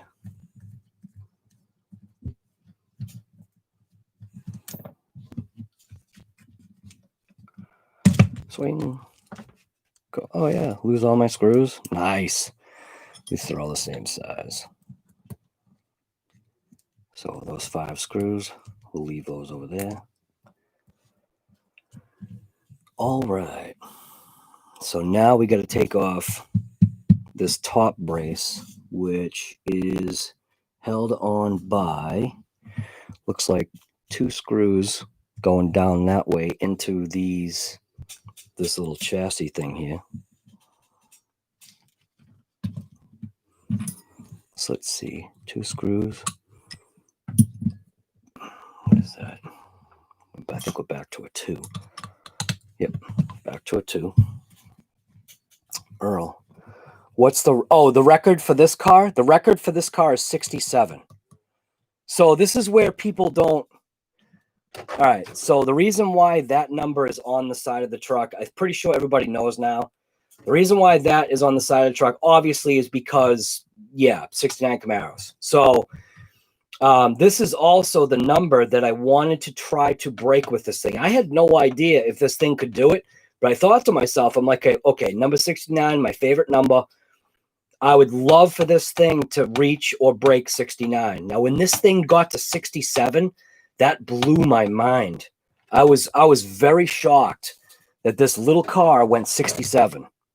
I mean, what do I know? I'm not a speed guy, so I had no idea what the capabilities of this thing was. So when it went 67 miles per hour, that was a major shock to me.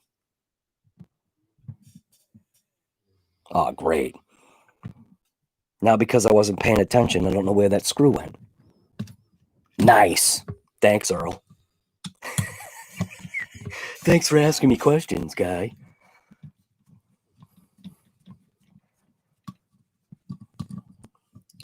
I think that must be that screw. Yeah, all right. So it's those 2 screws right there. So those are the same. And then I think, does that, yeah, it does. That releases. Now I can remove the lower shock. And I'll do the same thing. I'll just swing it over to that one side. No point in taking the whole thing off. Just take off one side and swing it over to that driver's side. Swing. Nice. Swing. So now this looks like it's just held on with these 2 remaining screws right here. So 1, 2. Then that can pop out. And then it looks like I'll have to rotate it forward, I believe.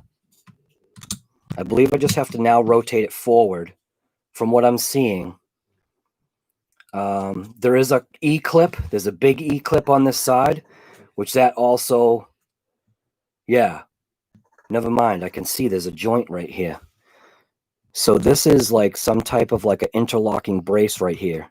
So this is an interlocking brace that interlocks these 2 left and right halves of this little diff holder. So we still need to take that off. I need to remove the E-clip. Looks like we're just going to work from this side. So we get that screw, this screw, and this top brace will come off. We'll release the E-clip that's over here, and hopefully it doesn't fly away. So there we go. There's that brace. Now we've got the E-clip that's right here, which I should be able to just grab it with this right here. And it shouldn't go anywhere. All right, maybe not. Come on, get off. All right, never mind. I'm going to try and work it down. All right. Let's see. I'd rather it go up, though.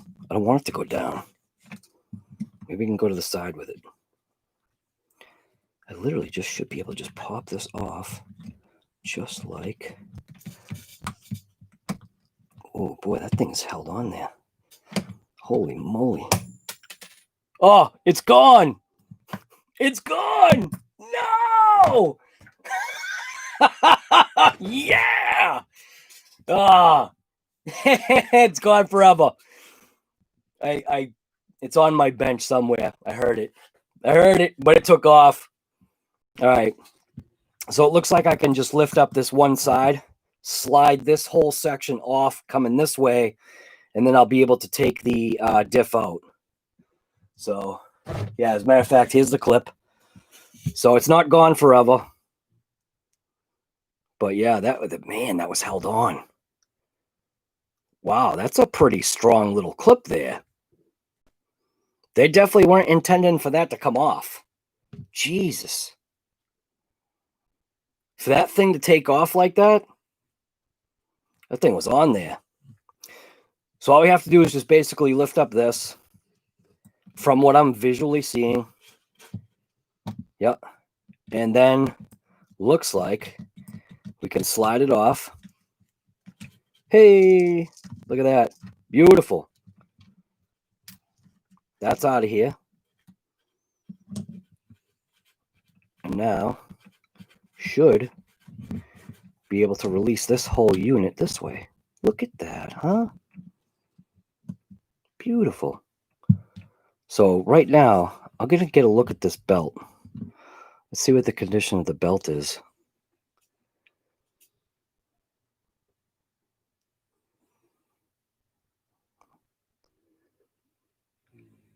It looks good. It's a little funkiness right there. But that looks all right. Yeah. Do not twist inside out. Just kidding. It says don't crimp. Do not twist inside out. Oh, thanks. So this is also when we could turn this into a monster. So we could down this there's no E-clip on that side, is there? Yeah, there is, I think. Yeah, there's an E-clip on that side too. So obviously this was when, if we wanted to turn this into like the ultimate speed vehicle here, we'll be able to obviously replace this spur. Just find a spur that fits this, whatever this is here.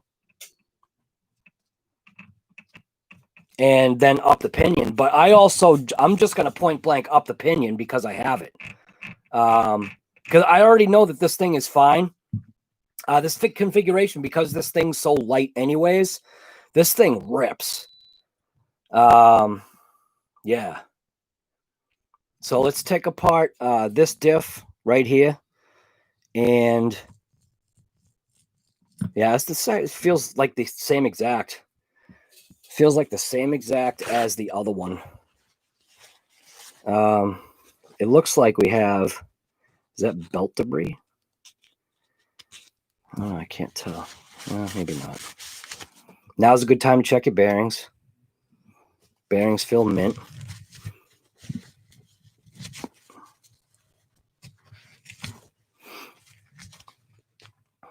This bearing feels absolutely fluid. That's absolutely beautiful.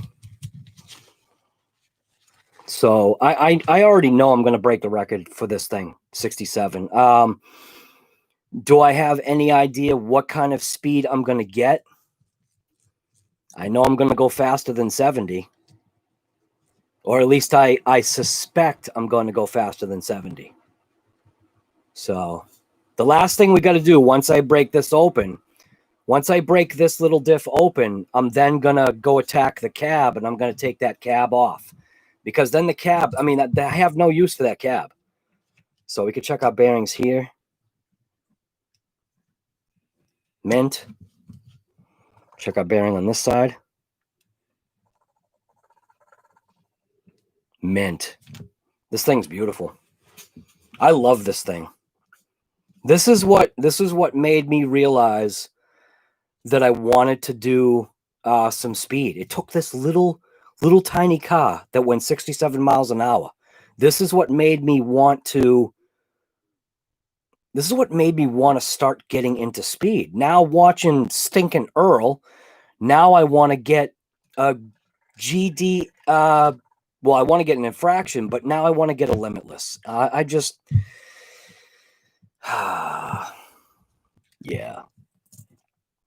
So looks like that shim. Where'd that shim come out of? Oh, right there. So that shim goes right there. Is that a double stack of shim? That bearing looks okay. A little dirty in there, though. Clean that out. But obviously, you know, seeing Earl, you know, go with the limitless, it's infectious. But it's a good disease to have. If you want to have a disease, that's the disease you want to have. You know? I'm really enjoying it now. I'm having a blast, man. I suggest you guys do it too. You know, if you can, just do it. You literally live once. You might as well just have fun, man. Just have fun. Get your significant other, if you have one, involved somehow. You know, somehow. Unless you don't want to. But I don't see why you wouldn't want to. So that bearing's mint.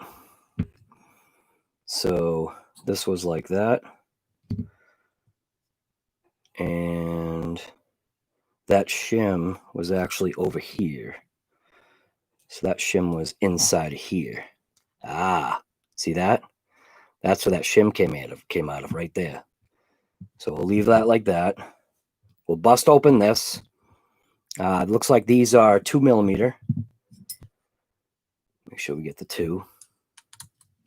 I expect this thing to basically be the same exact as the front. And all I'm going to do is I'm going to add my my special grease there to it, because I don't feel with the way this thing ran, I really don't feel like I need to lock anything up. This ran so good. And I feel as though it might have enough downforce. Maybe I should install a wing. I don't know. I'd have to take a wing off of something in order to install a wing. I'd mount it literally right to the body. Without that cab on there, I definitely feel it's going to create more downforce.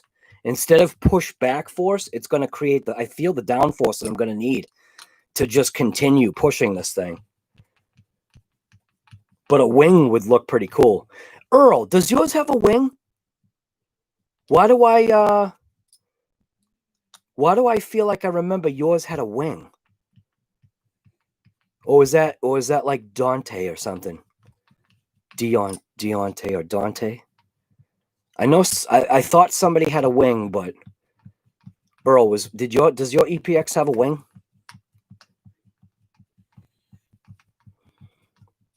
Do I use any gyros? I don't. Oh, your EP. That's right. Now remember that. I remember now. Right. Because yours is the black and red. I'm remembering now. Yes.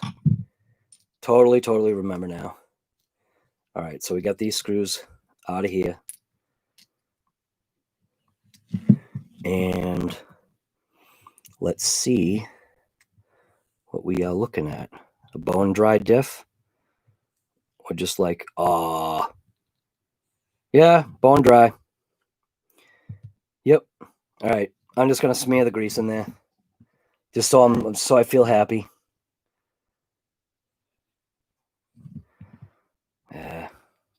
Brush is getting kind of gnarly. There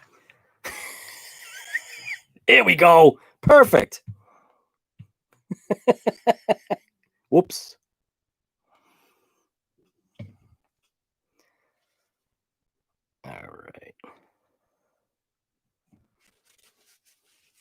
just clean this gasket off here. Be very careful. Precious little gasket here.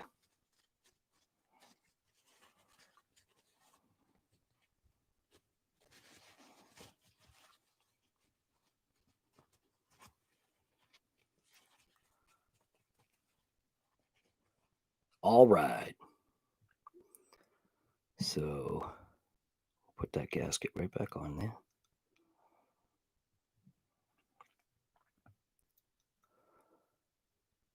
And I'm just going to slide it right on.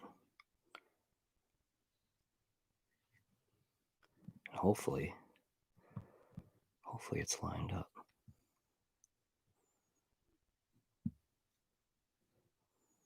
Might have to use, whoops, oh, the gear came off. That's okay. Ah, dang it. You know what? That's actually pretty dry there. I think I'm gonna want some grease on that backside too.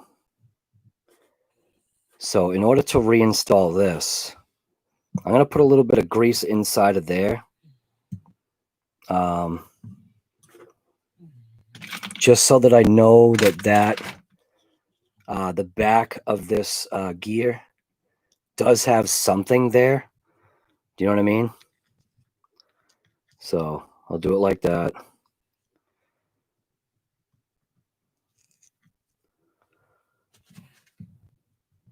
And I'm going to install a screw through just so I can locate my gasket. So I'm going to pop the gasket out. And I'll be able to line up the gasket this way a little bit easier. Just like that.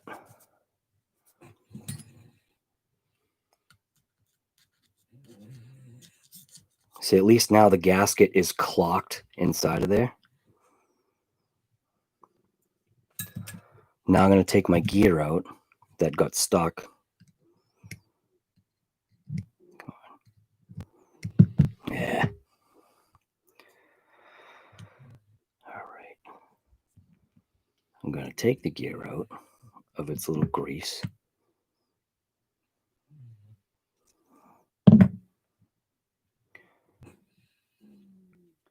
I'm going to make sure that that pin is in its little final spot inside. Make sure it's even. Just like something like that. Then I'm going to drop the gear in on it.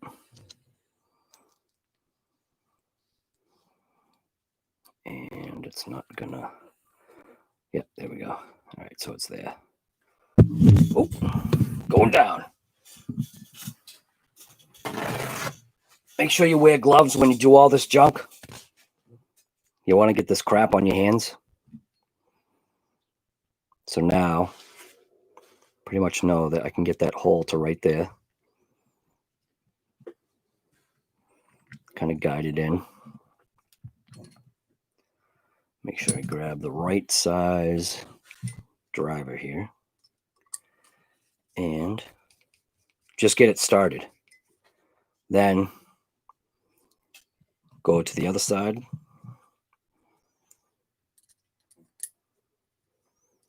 And just get that one started. Perfect. Just like that.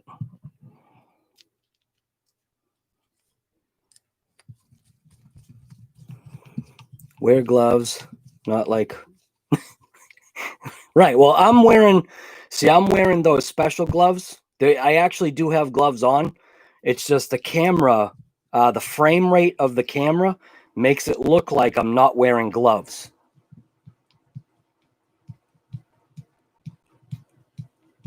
So it's the camera frame rate playing tricks with your eyes. I actually do have gloves on. It's just you can't see it because of the frame rate that YouTube is recording at.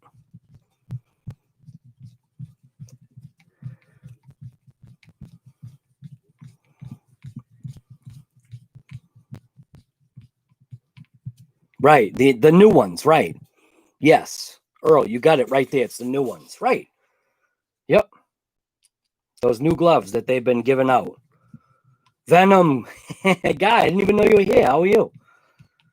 Frank, I put my Hot Wheels on my wife's treadmill. All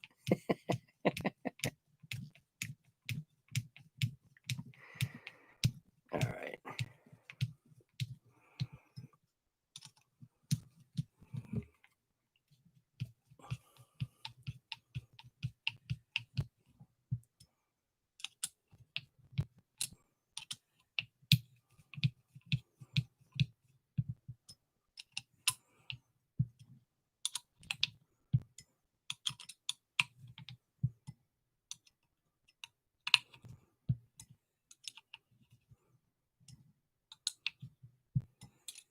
I don't know if you can hear that. When I go to some of these screws, you can tell that they're torquing, right? You go to each one. I usually do like a cross pattern, and you'll usually get like one little squeak out of like one of them as everything kind of like settles down. And then obviously you know when to stop. You don't want to like really jack on it. All right. Clean up as you go. We'll take our invisible gloves off. So we're good there. We'll take those gloves, we'll toss them in the trash, put on a new pair.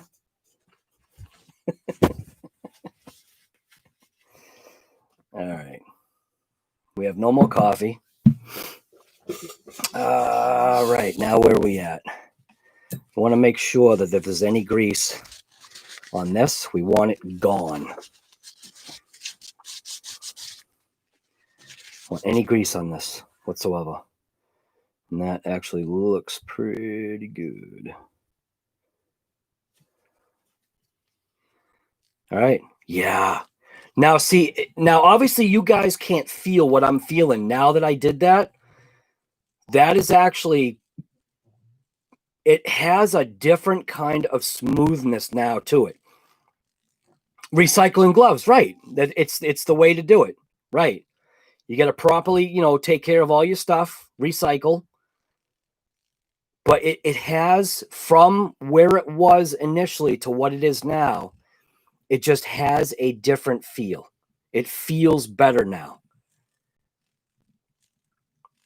Right. Knee pads, right? The pop filter from my microphone.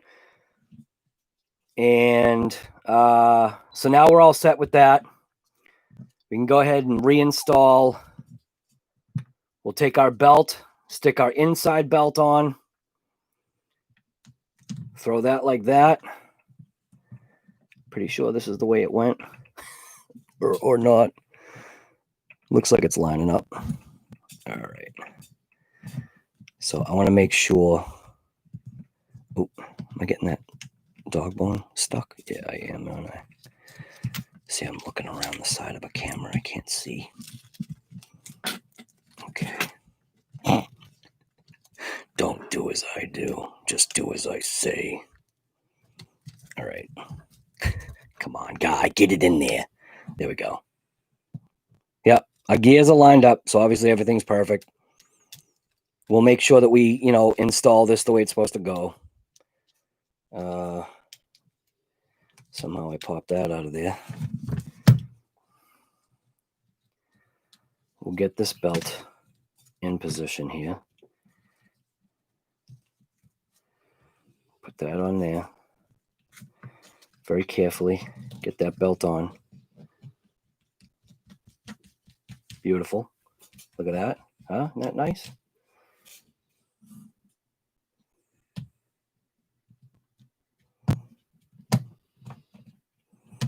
All right. So now press that down in.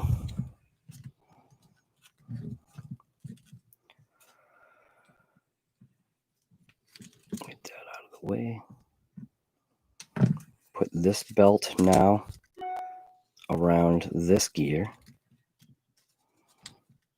There's no tensioner on it right now, so the belt should slide on, no issue. Pry that up a little bit. There we go. Slide that into position. Make sure that that's settled down on the bottom there. Yep. Is that a stone? Is that a rock? Yeah, it was a little tiny little niblet right there. All right.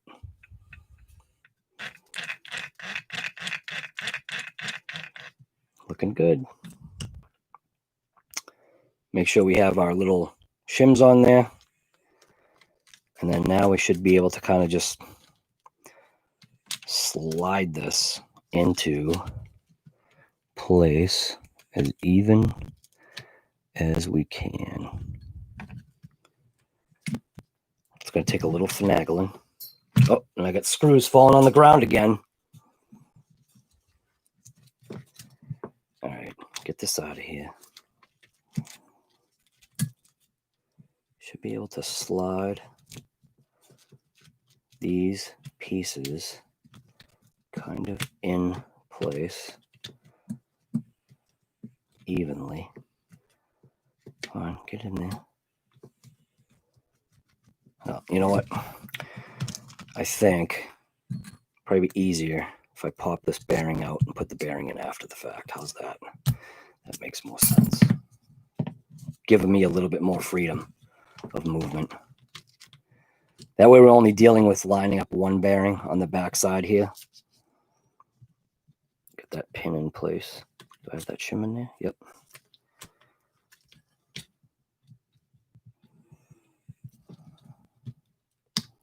There we go. Drop it down. Hey, look at that. So now we can take our bearing. We'll slide our bearing into this little pocket here.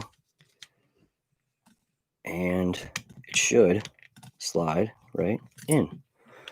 Yeah.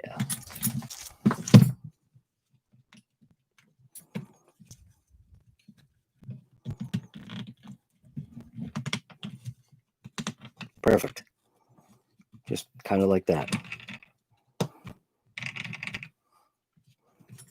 Nice.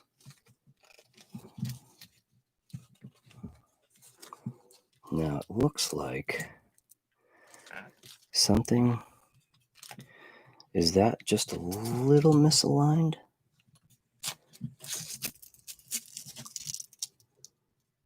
No, it's actually all the way down. So I actually think, let me get a look at this again. I'm going to pop this back out. I want to see if that shim that I stuck in there, that shim actually might not go where I put it. So see, I stuck the shim in there.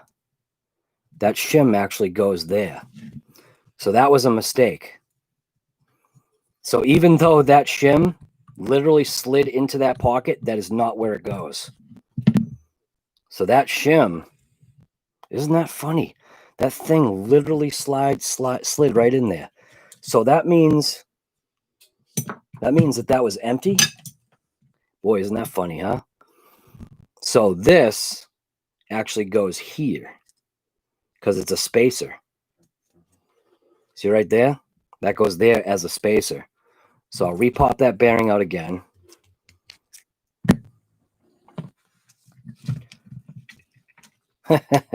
Yeah, you're going to keep doing it to me, aren't you? All right. So in order to keep that on, right, what you could do is take a little bit of grease and put a little bit of grease on there, and that would actually keep that shim on there. But I'm just going to try and do it, you know, from the side like this. Tip that up. Get that bearing on there. Now slide that in. There we go. That's more like it.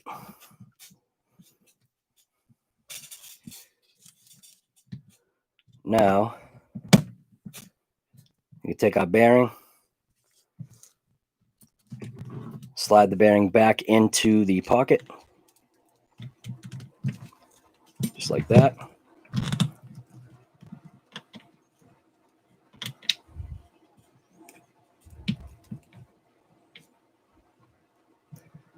probably take our E-clip now.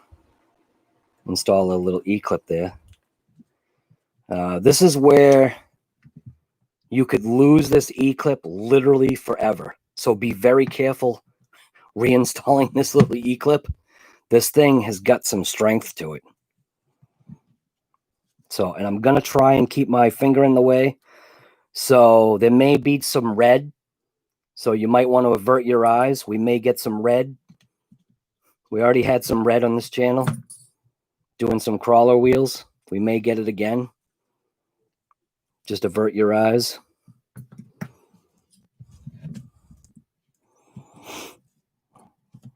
Where's that channel? Right there. We don't want no red, but there's always a possibility.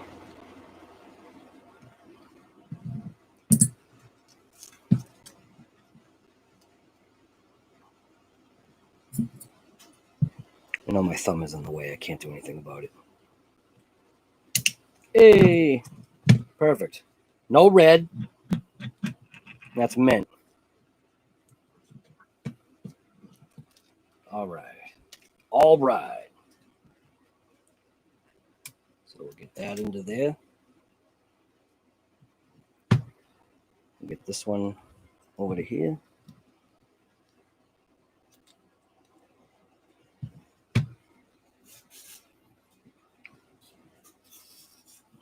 I know I lost a screw on the ground.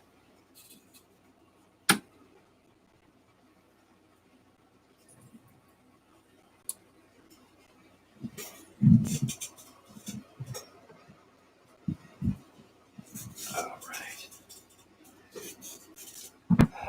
Okay. Now, I forget where that screw came from. Looks like it came from over here. That goes with that. Those screws are for that. So we can swing this over now.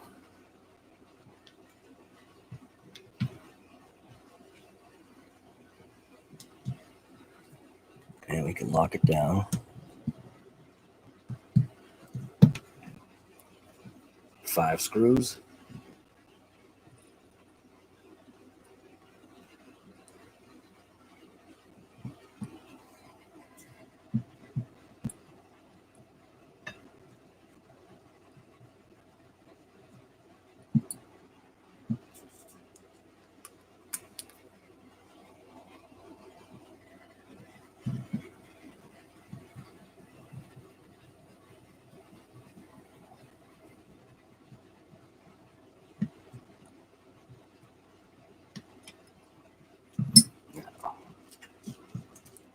That is not aligned.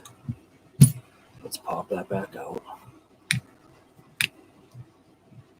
And make sure it's aligned before I crank it down.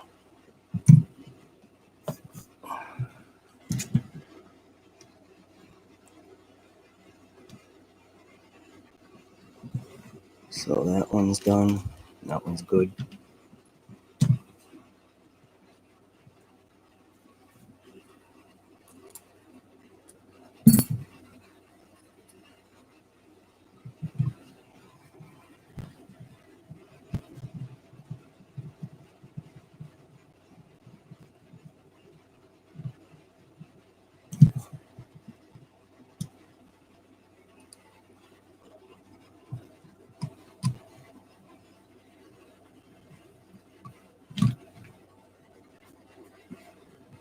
I think I stole one of the screws. So leave that there.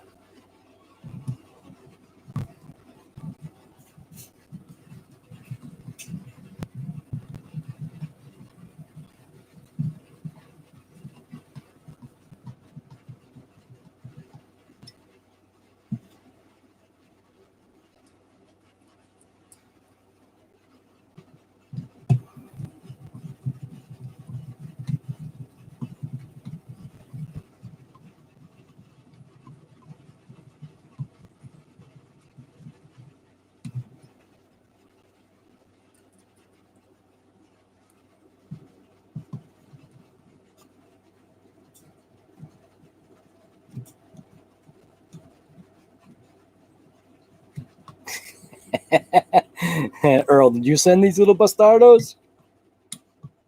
You know he did. It's Earl looking out for you. Send you some critters.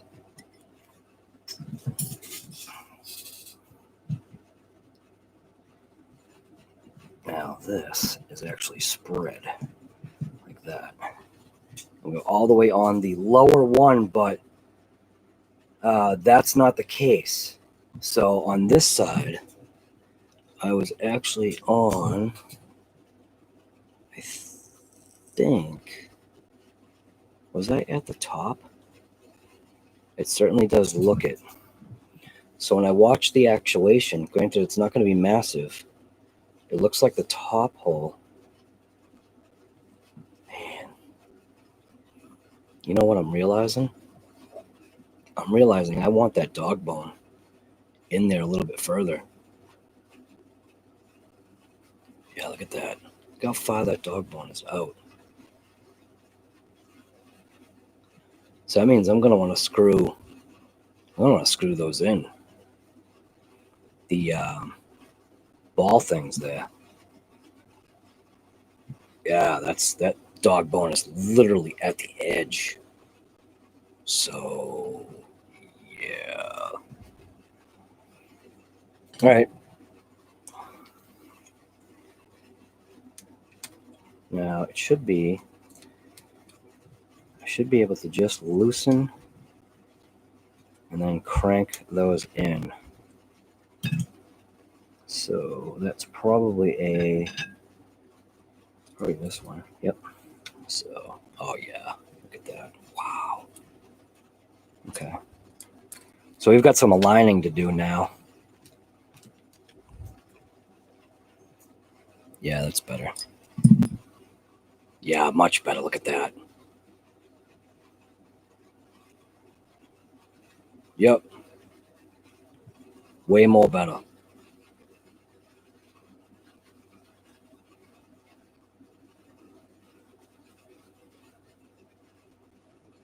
If I bump that down one, what's that look like?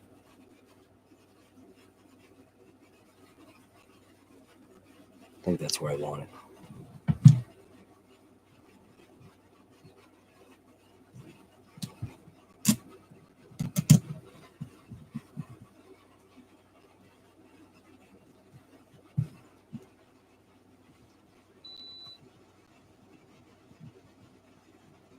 Gives that nice little Kyosho there.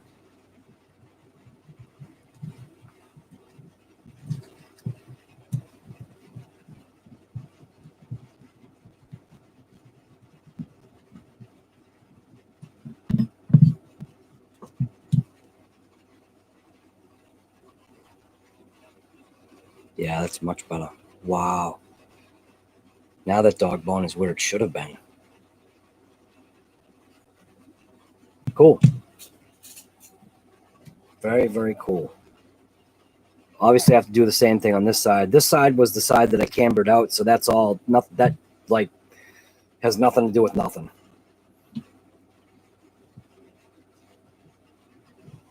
So now, we're going to install our shock towers, or shock tower, and that was with what screws did I have for the shock towers? Yeah, there's obviously this one, but then I'm missing a screw again. Come on.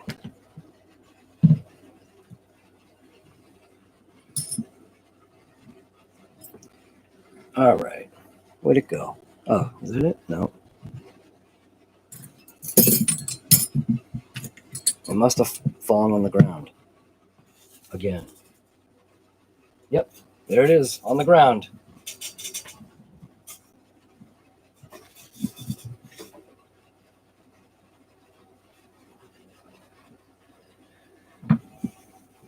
And I suspect I used a wrong screw somewhere. 1, 2, 3. So this screw, that screw's not looking right.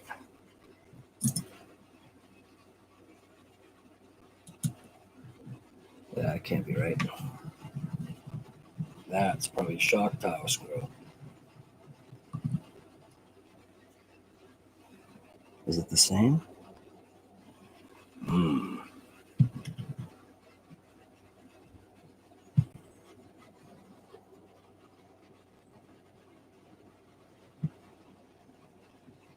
One, two.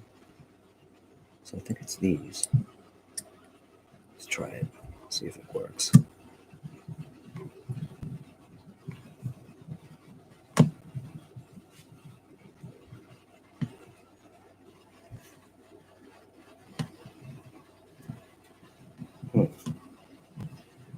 I can't remember.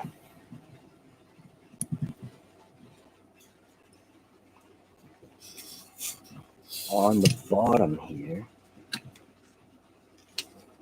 we had long. Yeah, so we had 1, 2, 3, 4 long. The two ones up front were short. So I'm going to keep it tipped over like this.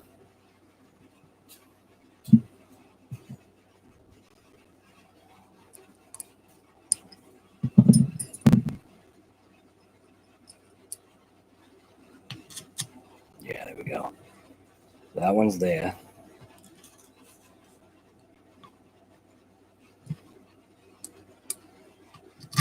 This one's here.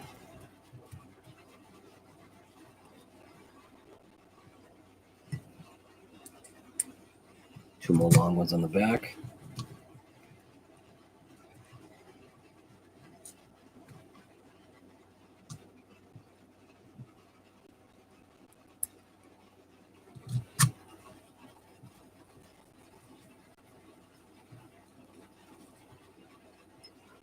Two short ones up here.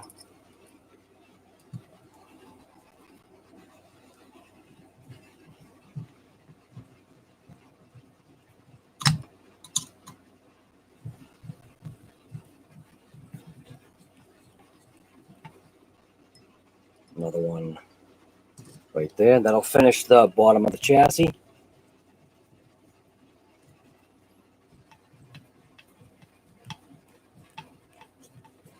Which leaves these two screws right here for the top.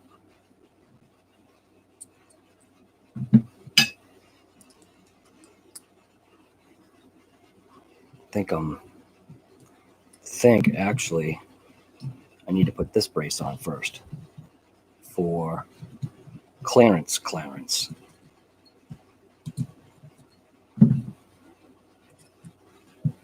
Because once I put that shock tower on, I have to take the shocks off if I was gonna go after this brace. So that's in. Come on. Here we go.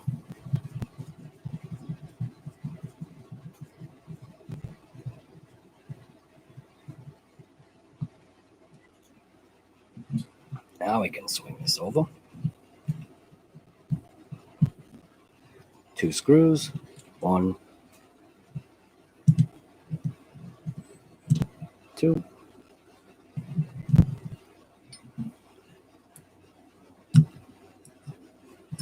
Come on. Get in there.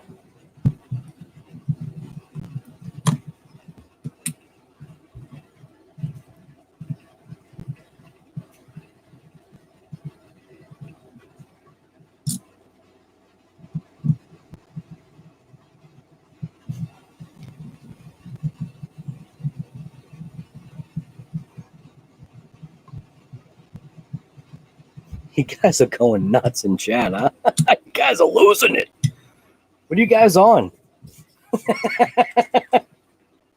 You guys are having a good time. So did anybody learn anything about that EXB? Did anybody ask any like real thought-provoking questions? Was JT able to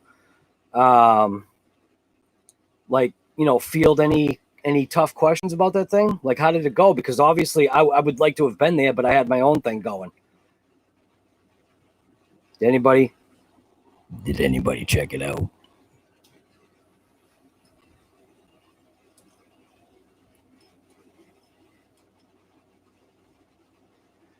All right, I think we're good. Yeah, I think we're good, man. Anybody, Bueller? How did JT's thing go? Any good? You guys are just all talking about ants. So I told you, you guys are losing it.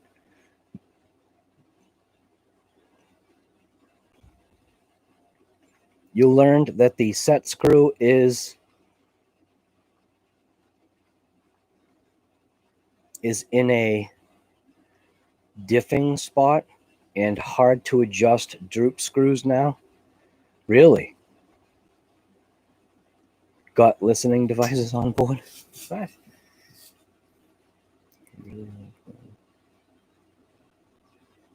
All right, you guys are just out of your minds.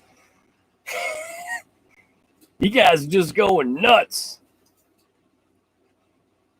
All right, I'm going to put my little belt tensioner on there. I'm going to tension up my belt. Make sure it's in the right spot.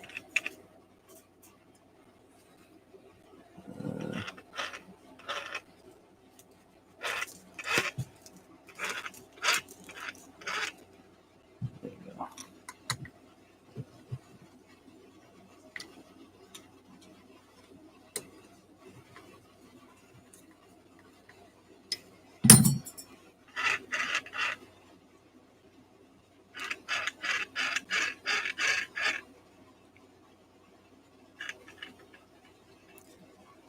Good. Mesh on that. Mesh feels good. I can. I actually do want to change out this pinion.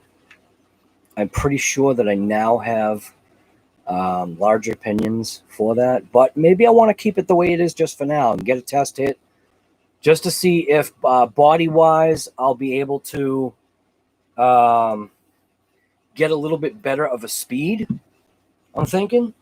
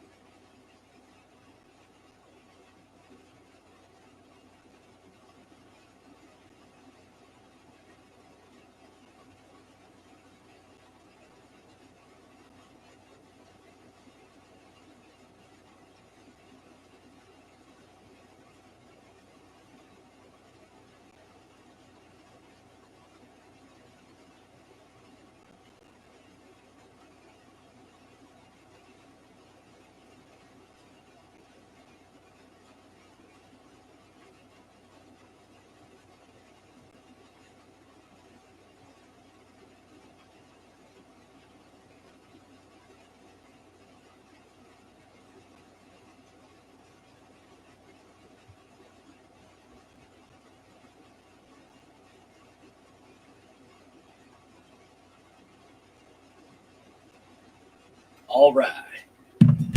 Back again. All right.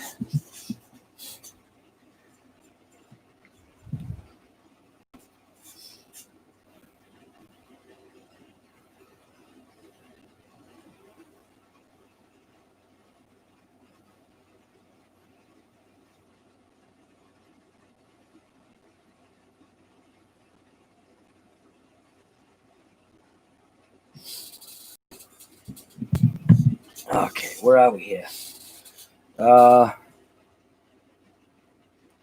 Yeah. We are back at taking the camber out of here now. We no longer need no camber. And I think I'm going to get rid of my air conditioner because that doesn't need to be going anymore.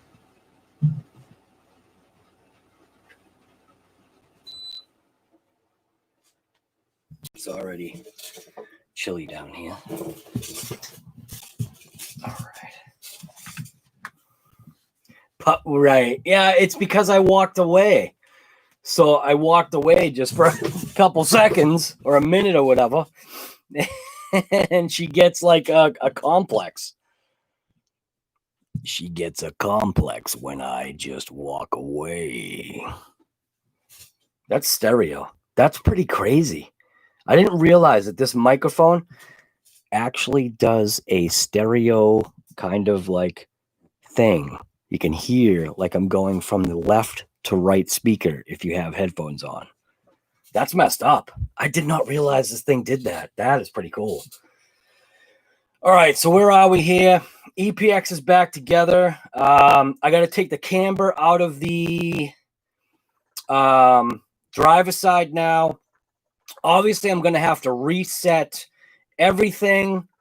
I should probably download that app that Earl was talking about.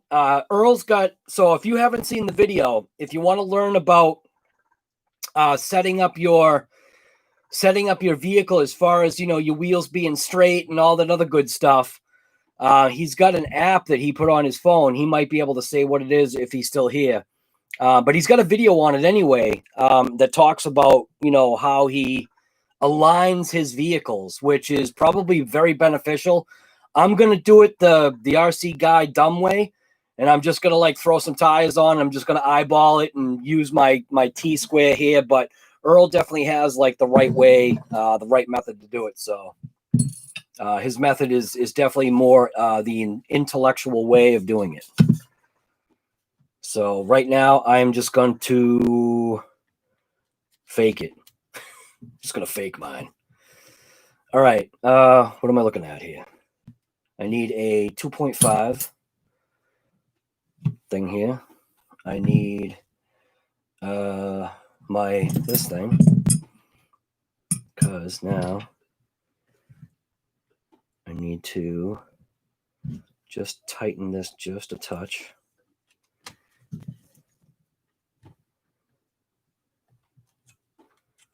Tighten this side.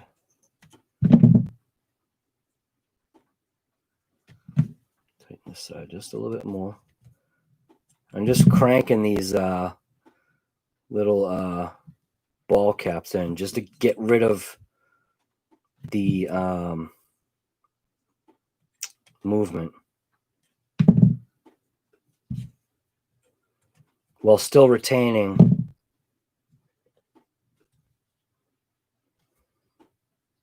because we will be adjusting the toe on the back as well. So on this vehicle, both the rear, you can adjust obviously the camber. Obvious, you know, it's obvious, and you can also adjust the toe. So I had already cranked this like way out just to give it like that camber look. So I'm just gonna back these out just to loosen them up a little bit. I'm going to crank them all the way back in to where they should be.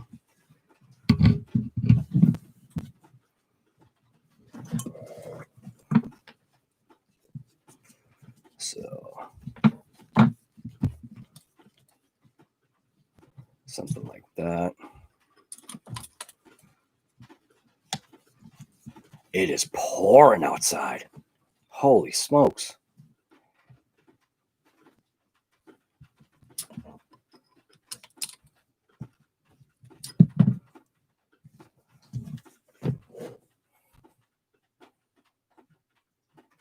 Now, I'm also going to take this off too. Use my nice little Kyosho wrench that I got from the, where'd I get that from? Mad Van. Nice little Kyosho wrench. I love it. Thing's great. It's perfect. It's a thin wrench. It's got a ton of sizes on it. Pull that screw up. I'm going to pull it up to another hole location. I am now one down from the top.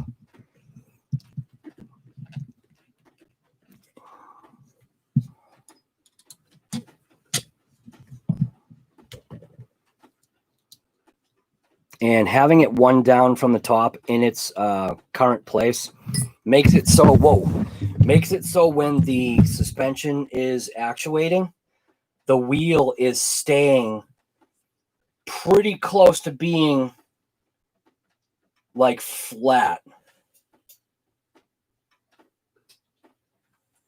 I may, yeah, for now it looks all right. I got to crank that in just a little bit, but, and I think yeah, so I even changed that arm too. So that arm, I've got to re-crank this arm back out. And that was with, I think I used a 1.5. Yeah, I think that's what I used. 1.5, just stuck it in the hole here and just cranked it out. So all this stuff I will, like, you know, be more detailed once I get the wheels on. But yeah, so when I have that camber location in the second hole down from the top, it does seem to give the wheel or that hub more of a flat. I mean, not that it matters, because in reality, I'm going to crank down these shocks anyway to make them a little more stiff, just to preload the springs a little bit more.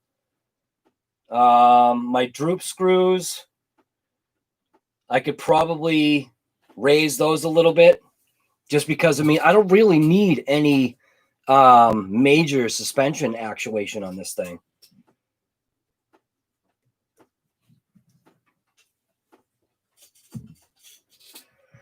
So I think we're close enough there. Where am I? Setting up a new pinion. Or do I want to stay with what I've got? You know what? I want to stay with what I've got. I want to see what the max speed is on this pinion.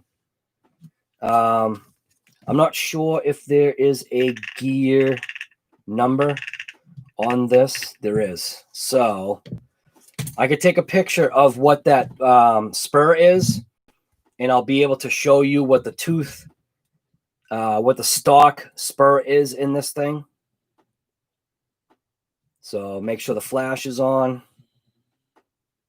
Go to photo, flash on, and photo. So right there. So you can see that says it's a 60 tooth right there. So it's a 60 tooth spur right there. 60 tooth. And then my pinion currently on this thing is a, where do I have that number? Watch, it's probably on the back side of the gear, isn't it? Yeah, I bet it is. Dang it. Well, I'm not going to count that. Dang it. Do I literally have to count that? Come on. I don't want to count that. Well, I got a bigger one. I think I got a bigger one. Well, maybe not, actually. because the shaft on this is massive. Crap.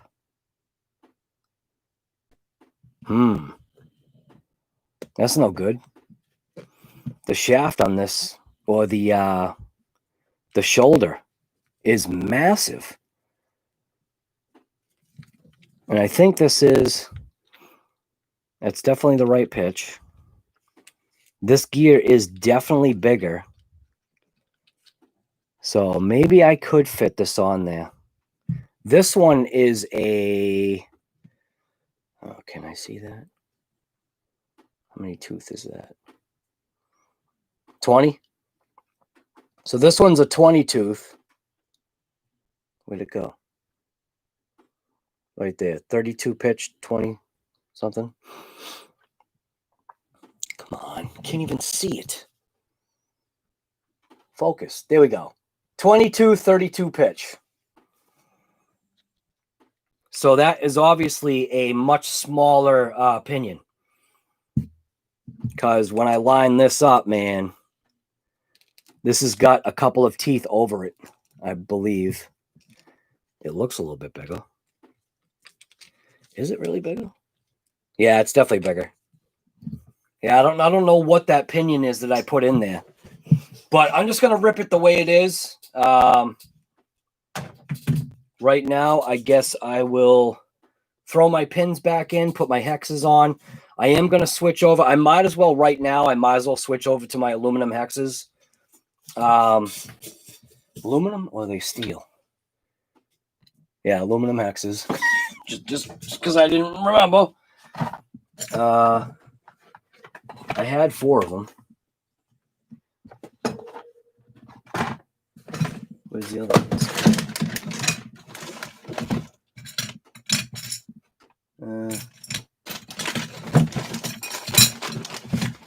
All right. I don't know. I know I did have more. Somewhere. Oh, there they are. Right here. Right here on my Kawasi thing here. This thing was $90 for this thing. Just kidding. All right. Now we can install our pin. Put a hex on.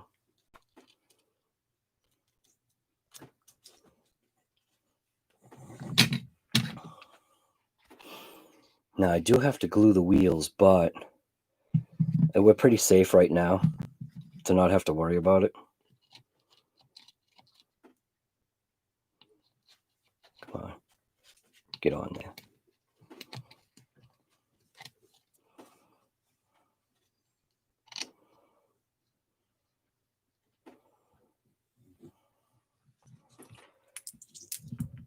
And then I am running these awesome red lug nuts.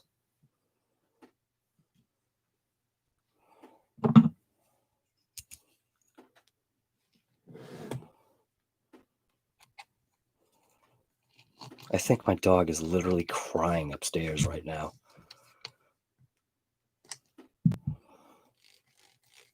Yeah, that sounds so much better now. Oh, this thing should rip nice.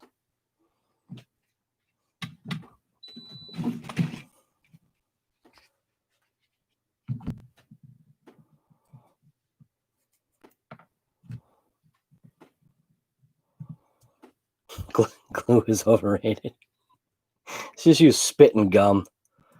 Good enough.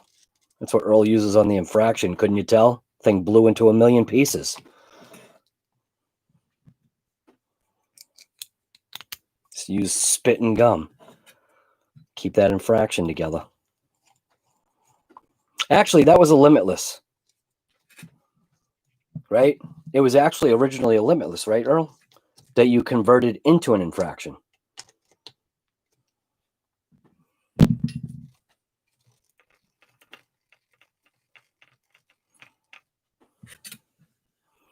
Did I tell you guys I love this thing? This thing's awesome. This thing is so cool. I got to adjust this one because that has a ton of camber on it. See that? So I'm going to adjust that one out now. So let's see.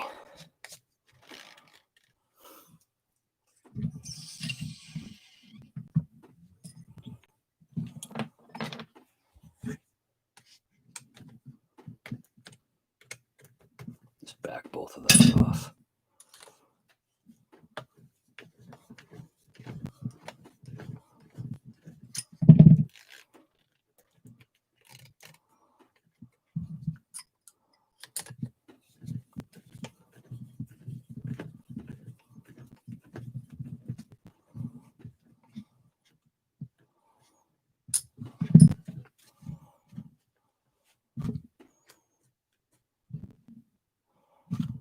Now, what I should do is I should get a level. Get a level and put it underneath the chassis. It's probably level. I'm guessing this is probably level right now. Actually, it looks like it's tipped to the right. Yeah, it's tipped to the right. Oh, whatever. That looks all right. I'm just going to take some of the slop out of it.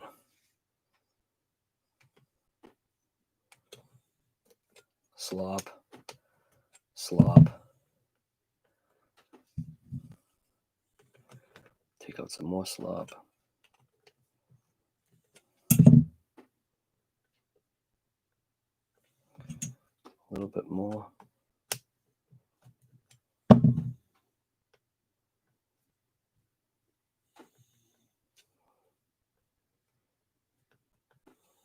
A little bit more.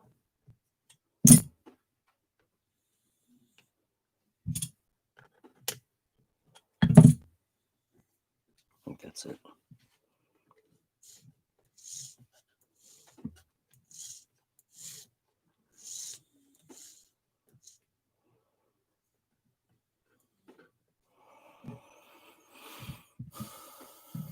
See what that looks like.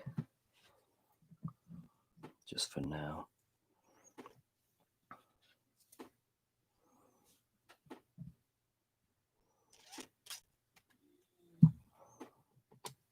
Now I need lug nuts for the front here. Get some red ones. Where are they? Yeah.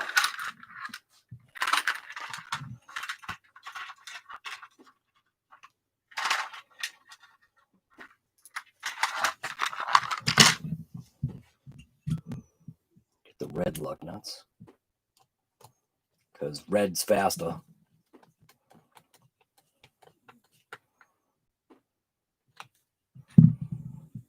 Now this side. See, visually, it is tipped in just a touch. This one is out a little bit more. So I'm going to loosen that cap. I'm just going to crank this in right about there, I think. Looks pretty good.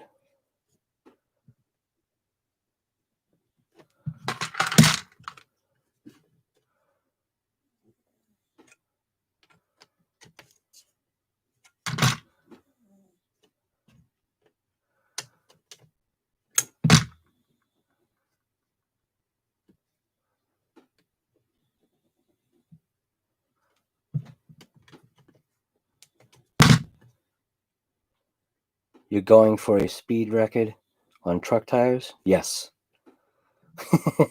Well, I don't have any foams. And I think I tried to ask you what foams I should go with for this thing.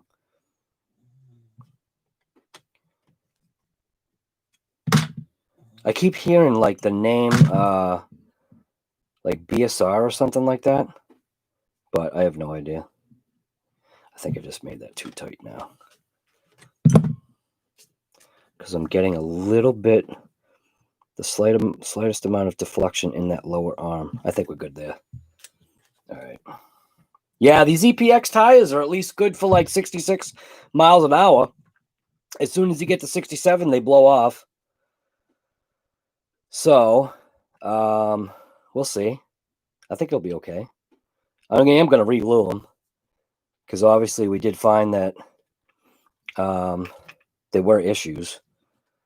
I thought I had re-glued them, but I guess not. I must have had a dream about that. So,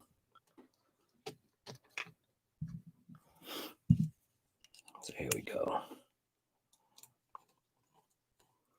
Fortec wheels and tires, they work great. Do you wanna send me a link to the thing there? Yeah, you like these? Yeah, it was because it's a semi truck, you know what I mean? But this wheel is actually already bent. The actual plastic itself is bent. You can see, I don't know if you can see that. Here, I'll put it straight on. So watch that. I'll tilt it out a little bit so you can see the actual rim, side of the rim. I'll give it a rotation. See how it's wiggling just a little bit? Of course you can't. See that? The rim is just slightly bent. This thing does it does whip, man. It really does take off. If I was to electrify it right now, I could get these to like probably balloon and rip off.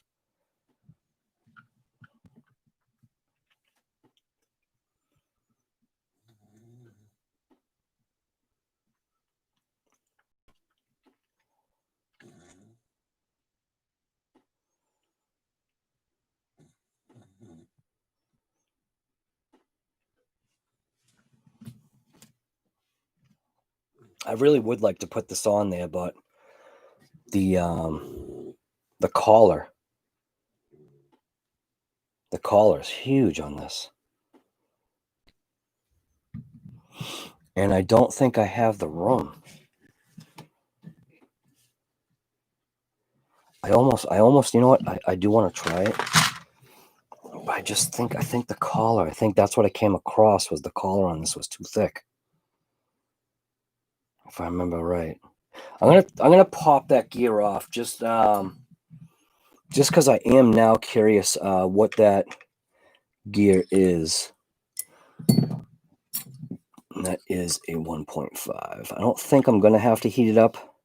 Yeah, I never Loctited this, which is crazy. So this thing went 67 miles per hour. Yeah, so this is a 19 tooth. Ooh. So do I have anything bigger? Because all I'm going to be doing is going from a 19 to a 20. That's garbage. What do we got here? Is that another 19? See, I can't even see it.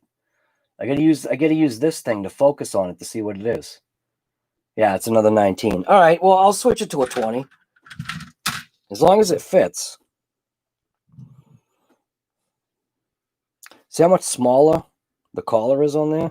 Look how massive that collar is. See, I just don't know if it's going to fit. It probably won't. I think that's the issue that I came across. Well, maybe it will. All right, I'm going to loosen up the... I am going to loosen up the motor here. So I believe that's a 2.5. Going to give it a crack. Give it a crack.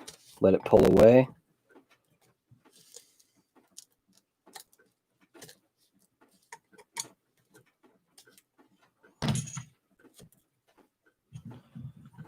And I need a set screw out of here. So, a little set screw. What's this one? This one bigger? No, I think 20 is the biggest I've got. Yeah. We'll just go for it.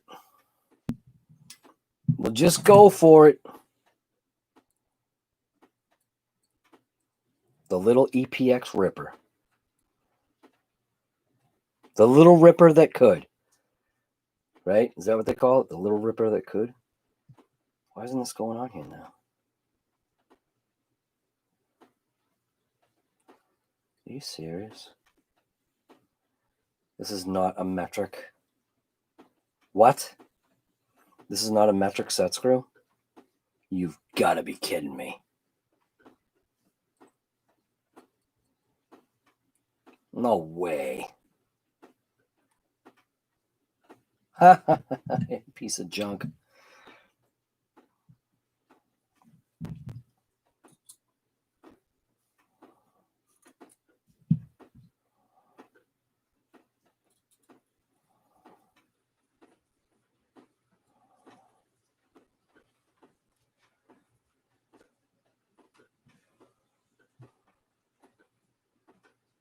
All right, let's toss this gear right in here.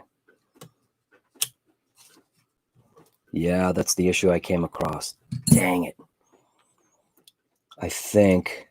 Oh, wait a minute. Wait a minute. I think we're in. I think we're right there.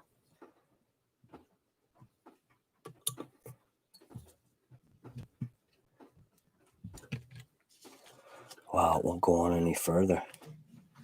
That's messed up. And why won't it go further? Haha, because of the shaft. All right. And I don't think it'll go backwards.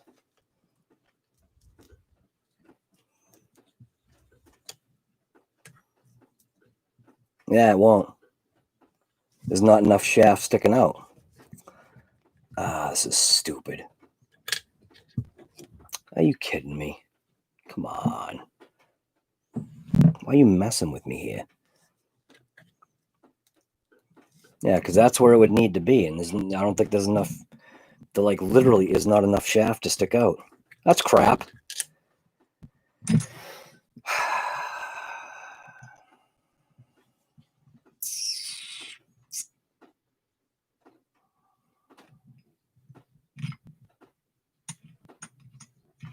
That's junk, man.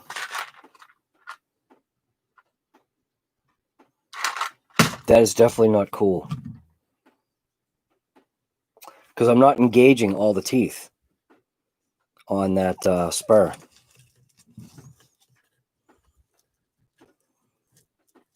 It's close, man. It's like just right point blank to the edge. What I could do, actually, you know what I could do? I could go to my grinder. I can actually grind the back side of this off. I don't really want to mess with the shaft on the motor. I'd rather not grind the shaft on the motor. I think I'd be better off just taking a slice off of here. And I'll just have to remember it's a 20.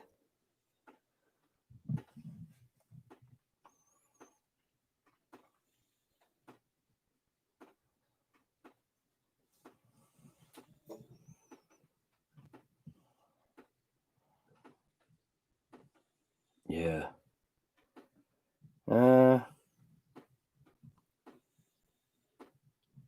Dang. I think I just need better quality gears. Yeah, I should just order up some better quality gears. I'm going to throw this gear back on.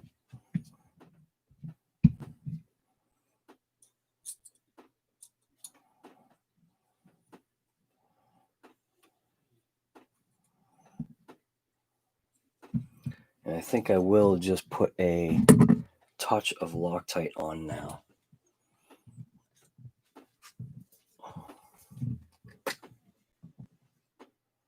Just a little dribble.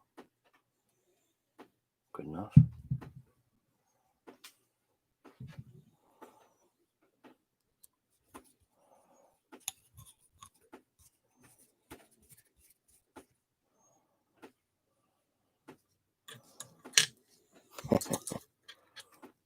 Get on there.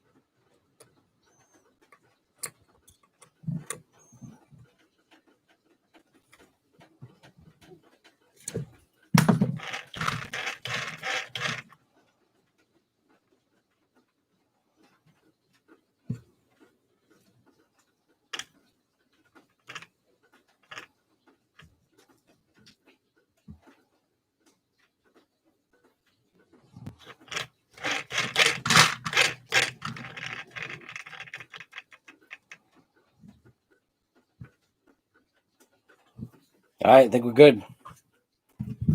I'm happy. Definitely gotta reset that wheel. That wheel is towed out. I mean, cambered out big time. So, yeah, I don't know. I don't even know where we are in the stream here. How long has this thing been going for? Going for almost 3.5 hours? It's already past o'clock? Holy smokes. Wow, I didn't even know. I did not even know what time it was. Oh, it took me that long to do it? Anyway, so how is everybody? How is everyone? Holy smokes. Wow, that took a long time. Building along with me. Yeah, just a hack, man.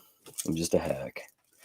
So, yeah, we're going to do a 6S run on this thing.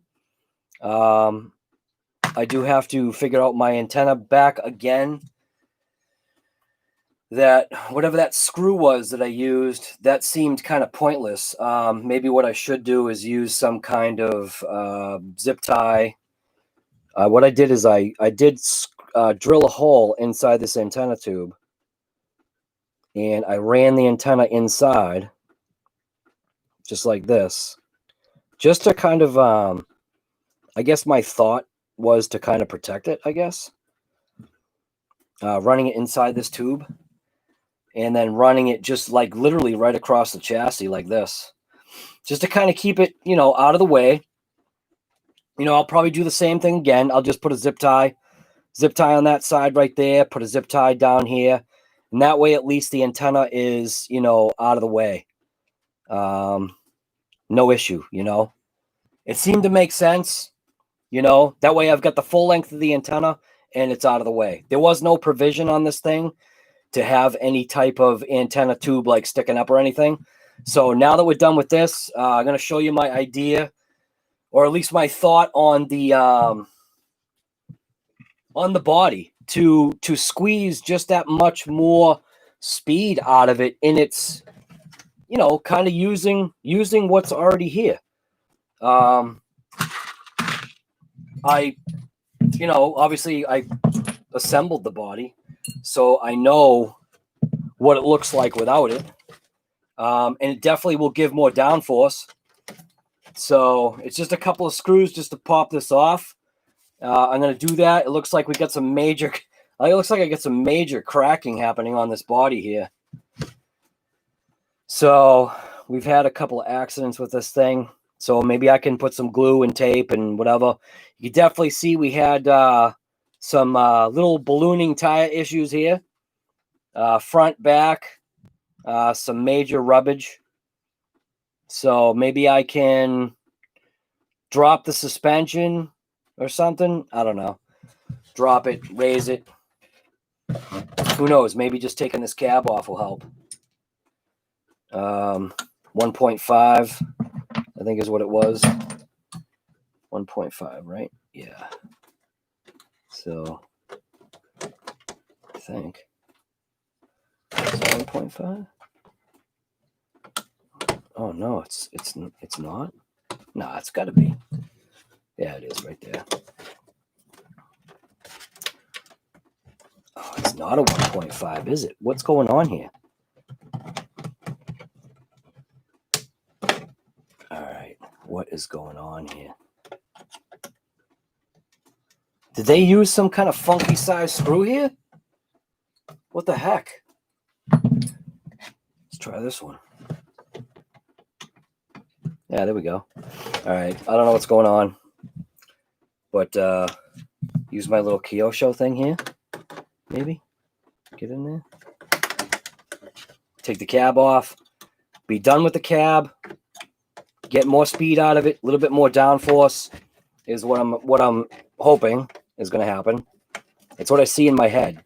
When you see what this looks like without the cab on, I think you'll get it. All right. Need to get a wrench in there.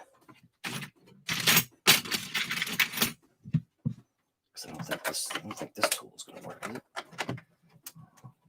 Yeah, nah. It doesn't get in there, does it? Maybe it does.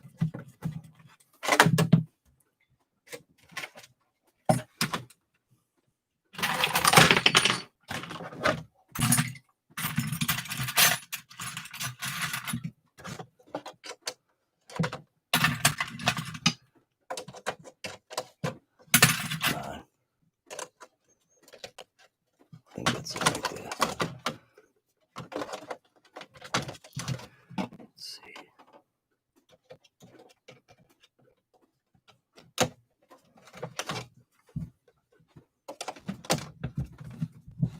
There we go. Come on.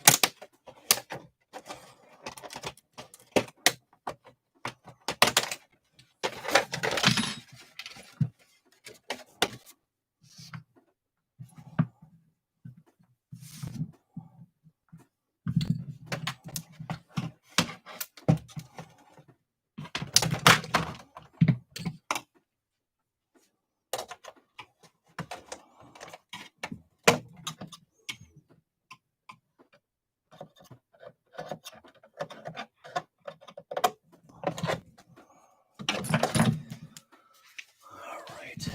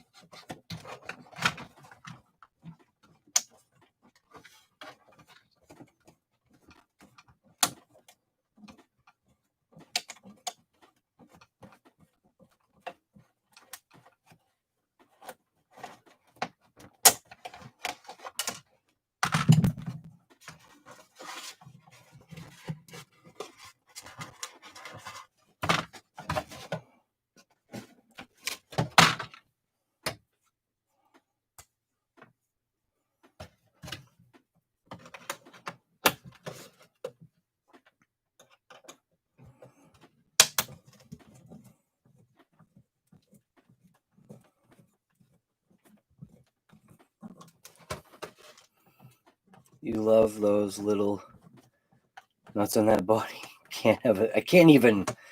The things are so small.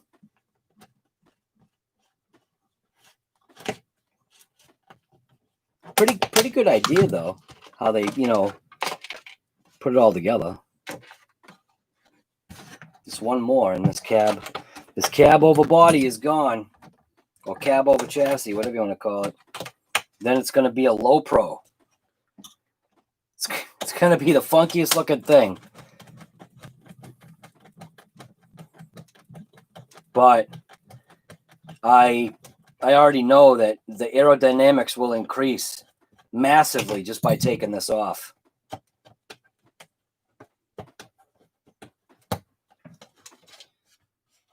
All right. Here we go. So now we have a massive increase in aerodynamics and downforce. So no longer will we be running with the cab on. Maybe if anything, maybe I could chop the top, but now I'm gonna leave it off. We'll see how much faster this can go now. The only thing I may do is just for like my mental issues, I may just take a piece of tape and tape up this edge right here, just so that we don't have like a, I don't know, like a wind pocket or something. The only thing I need to do is see how far those horns pull through the body. But I definitely think this would be an improvement for aerodynamics now with this thing. So this body really is pretty hacked up.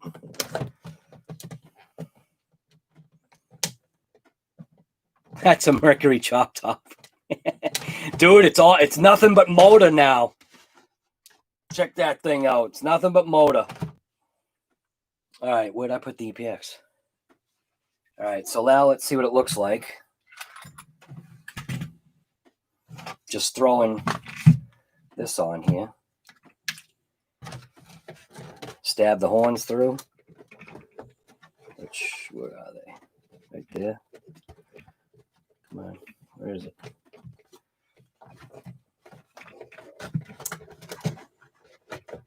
There we go. Yeah, I don't know. I can't tell right off. I think the horns do stick up a little bit. Maybe. Still, just put some tape over that, I guess. No, actually, they don't. They actually don't stick up. So sweet. Could literally throw a piece of packing tape over that.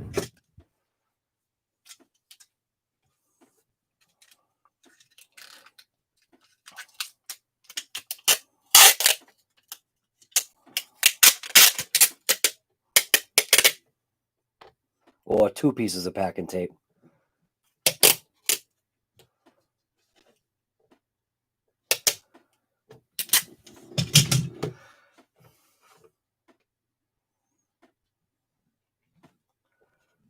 And you want to start from the back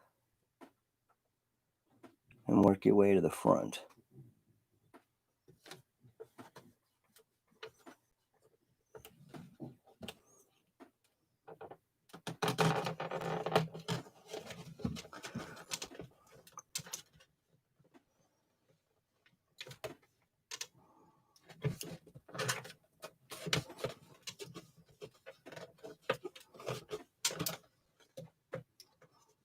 It's called speed tape. We're speed taping. Now I'll put one more layer on the front here.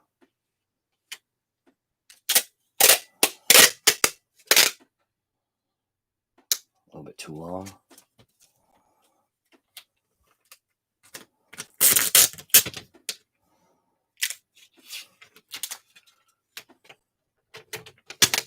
Get off.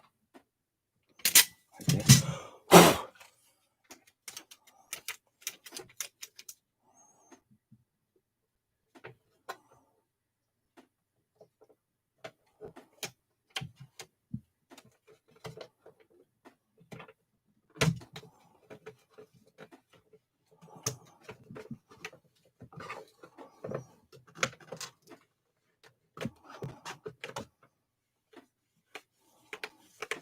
There we go.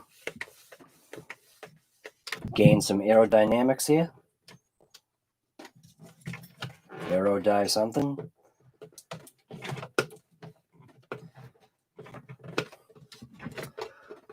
that bubble out of there.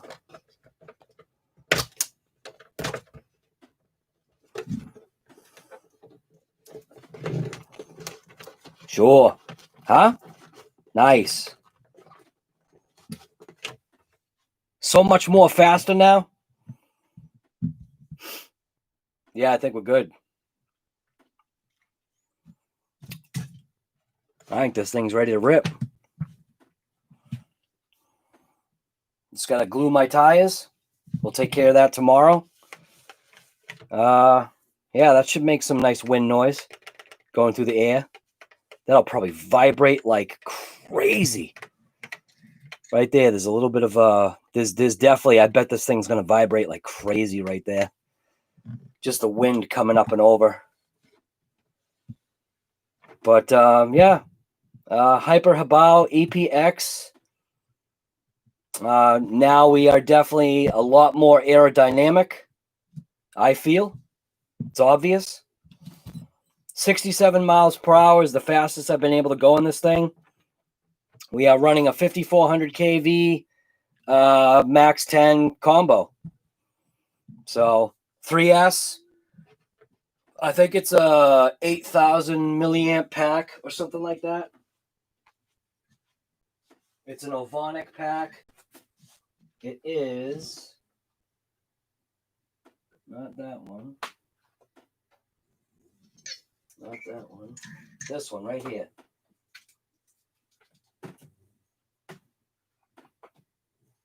So this is the pack. This is actually the pack that I run in that. It's an Ovonic Air 8050C. Yeah, it's good enough. Definitely good enough. I think this thing is going to rip.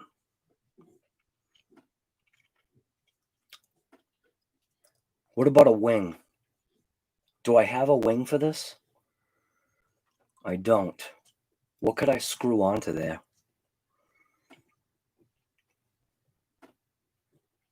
I got Dragbug's wing. Could I literally put Dragbug's wing on there? You know, I don't think I could. We don't need this over here. There is actually a Hobao wing right here, but I don't think there's any way to adapt it.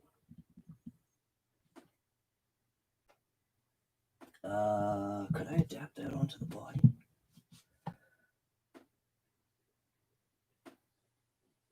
No.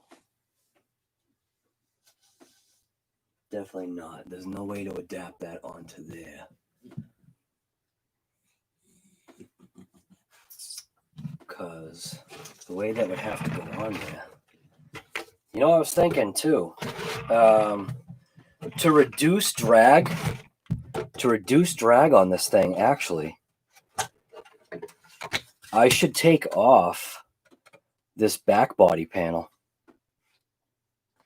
Yeah, this back body panel is coming off. That should reduce some drag in the rear. Yeah, that's coming off. Again, another no-brainer. We're going to maximize this thing.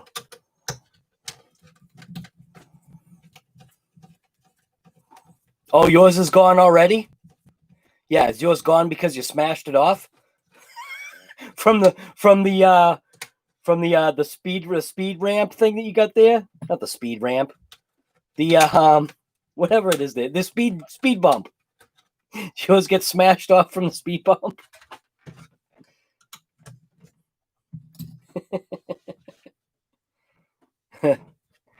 No, yours. Oh, it's gone for drag. Yeah, I don't know what, I just thought of it right now. I just looked at it. I'm like, oh yeah, hey, let's get rid of some of that rear drag.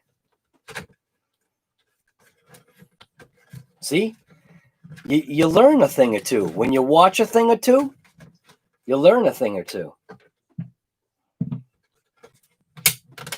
So we'll get this thing out of here. A couple more screws. But what do you think about Earl? What do you think about taking that cab off? That should definitely that should reduce some drag.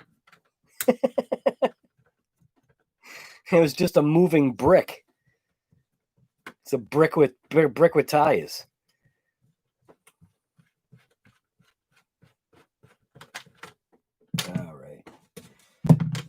there. One more down the bottom here.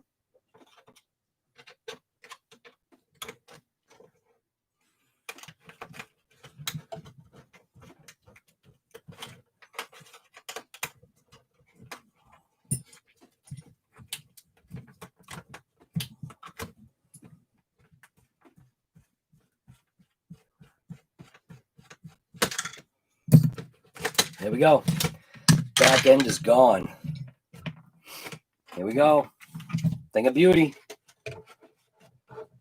Let's line that up. Get on there.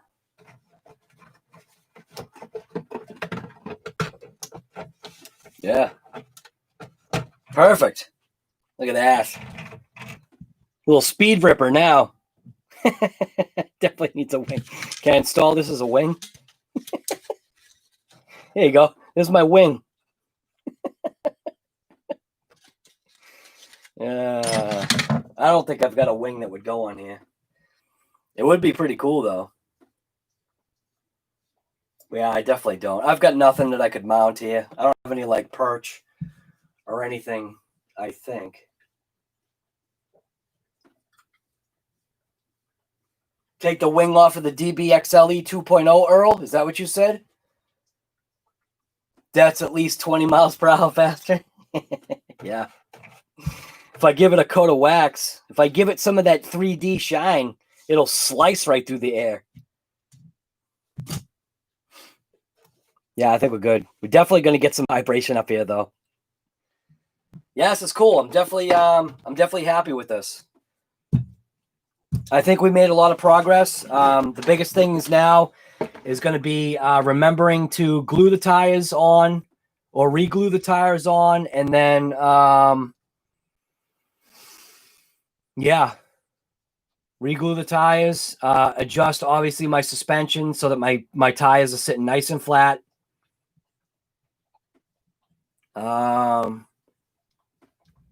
And I already know right now this thing's going over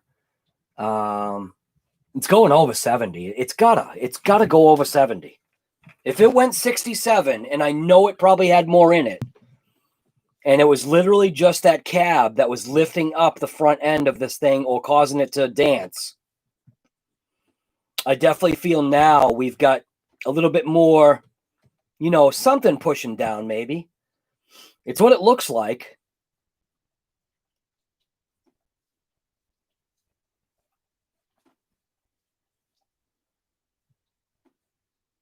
Yeah, I don't know. I think it's ready. I think this thing is now ready for this Sunday. So what do you guys, just out of curiosity, you already know this thing went 67. It broke traction at 67 and basically was hovering. What are you guys thinking that this could potentially go? 3S, 5400 kV, 60 tooth, whatever it was there, spur, and a 20, what size is it? 19 tooth pinion. It already went 67. It's starting to look like a Fortec now. So, I don't know. What do you think, Earl? Nobody else is answering. You'll probably come up with a number. 72.5. Whoa, Mitchell, throwing in the 0.5 there, huh? 73. If the belt holds, I think 73. Okay. Yeah, because the belt at this point in time does vibrate massively. At that 67, the belt just hums. 74 Rorschach.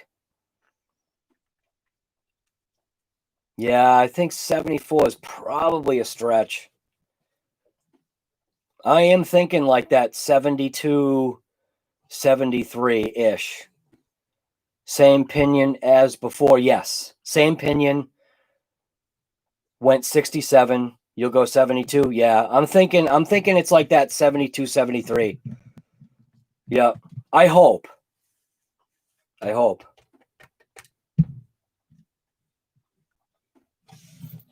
This is fun, Have a good time doing this stuff, Just get out there and rip it, right? That's the whole point of all of this. Get out there, get interested in the hobby, have fun. you know? It's definitely cool.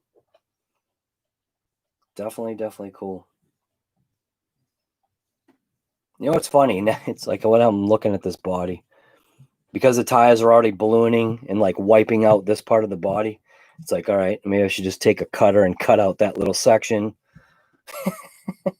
But at least it's giving a little bit of, hopefully projected some kind of downforce something.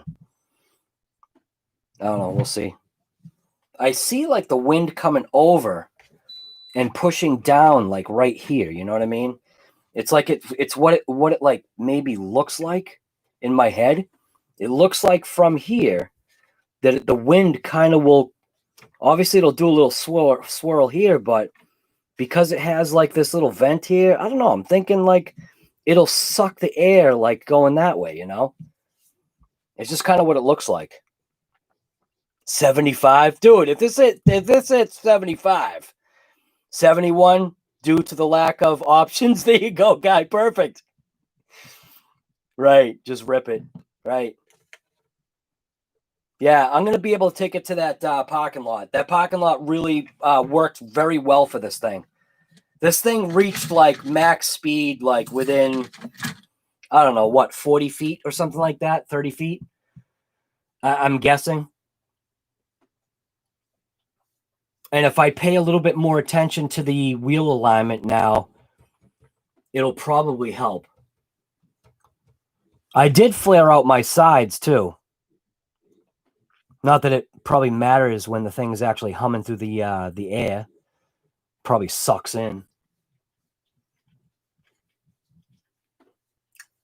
But should be able to get something.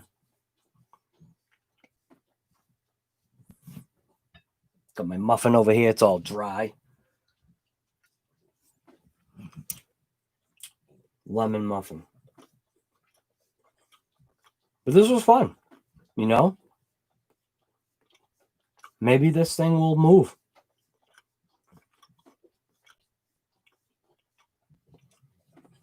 All right. Well, we're looking at 130. I think that's good enough.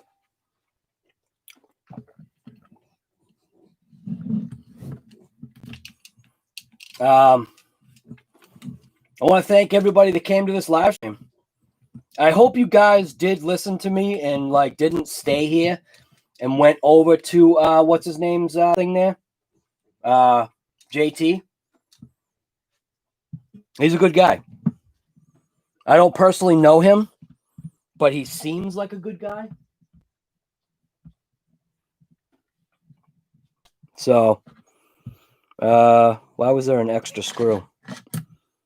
I just found an extra screw on the ground. Awesome. I'm not going to look now. There was an extra screw on the ground. I don't know where it came from. Now, I didn't see that I missed any screws. So,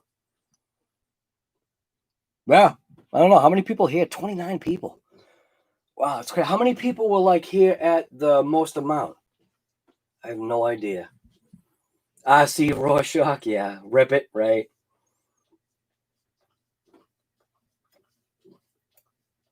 Tony, that's awesome. Yeah, he definitely seems like a very, very intelligent guy, just like you. Very intelligent. So I don't fall into that classification. Not yet. So, all right. So I'm gonna jump out of here. We got Earl Moorhead, we got CCXRC, RC Rorschach, Mitchell's RC. We've got Riff to the Raff, Hector Santos, Shade Tree, Frank Slugger. Who else we got? We got the numbers. You guys will have to well, actually it'll stay on here, won't it? I think that's it. 29 people, but I think literally only a handful are active in here. And I think that's it. It's literally Shade Tree, Earl, Tony, Mitchell. No, Metz is here. Well, Metz was here. Right. 30, 31. Somebody just dumped out. All right. I am out of here. Tomorrow's obviously going to be a waste of a day, but we will have COVID and coffee tomorrow and we might have it on the front deck with the thunderstorms. And I'll probably, I'll have to do it with my, I'll have to do it with my cell phone. So we may lose power, but it's not going to matter with the cell phone. I've got all those battery little things, so I can keep the stream going because I can just run off data. Won't matter. We'll keep the stream going for like 5 hours of COVID and coffee tomorrow. Not really, but I'll try to do it outside. It really depends upon how bad it's going to be. It's supposed to be a pretty crappy storm tomorrow. They said pretty intense, thunder showers. So most likely that, could mean loss of power or whatever, but we don't need no stinking internet here. We got we do have the data. So, all right, everybody. Thank you again. Thank you for coming to this. What do they call it? Return of the Hobao EPX Speed Ripper, because it really does. 67 miles per hour was the limit so far, and that was hindered by the wheels separating from the rims and the body, the cab over, chassis deal. Now we eliminated that. We are now running it like a pancake. I don't know, futuristic pancake. Right? It's a lay down. Now it's a lay down, or you lay down forward. So, all right, everybody, I am out, and you should get out there too. Maybe not now because it's dark out for some of you. I'm so sure some of you, it's like what? For some of you, it's just 7 o'clock in the morning or something like that, somewhere around there. So I'm out. COVID and coffee tomorrow morning. I will see you guys later. And I will leave you looking at the beautiful vehicle right there. The Hobao EPX Speed Ripper cabless. It's topless, baby.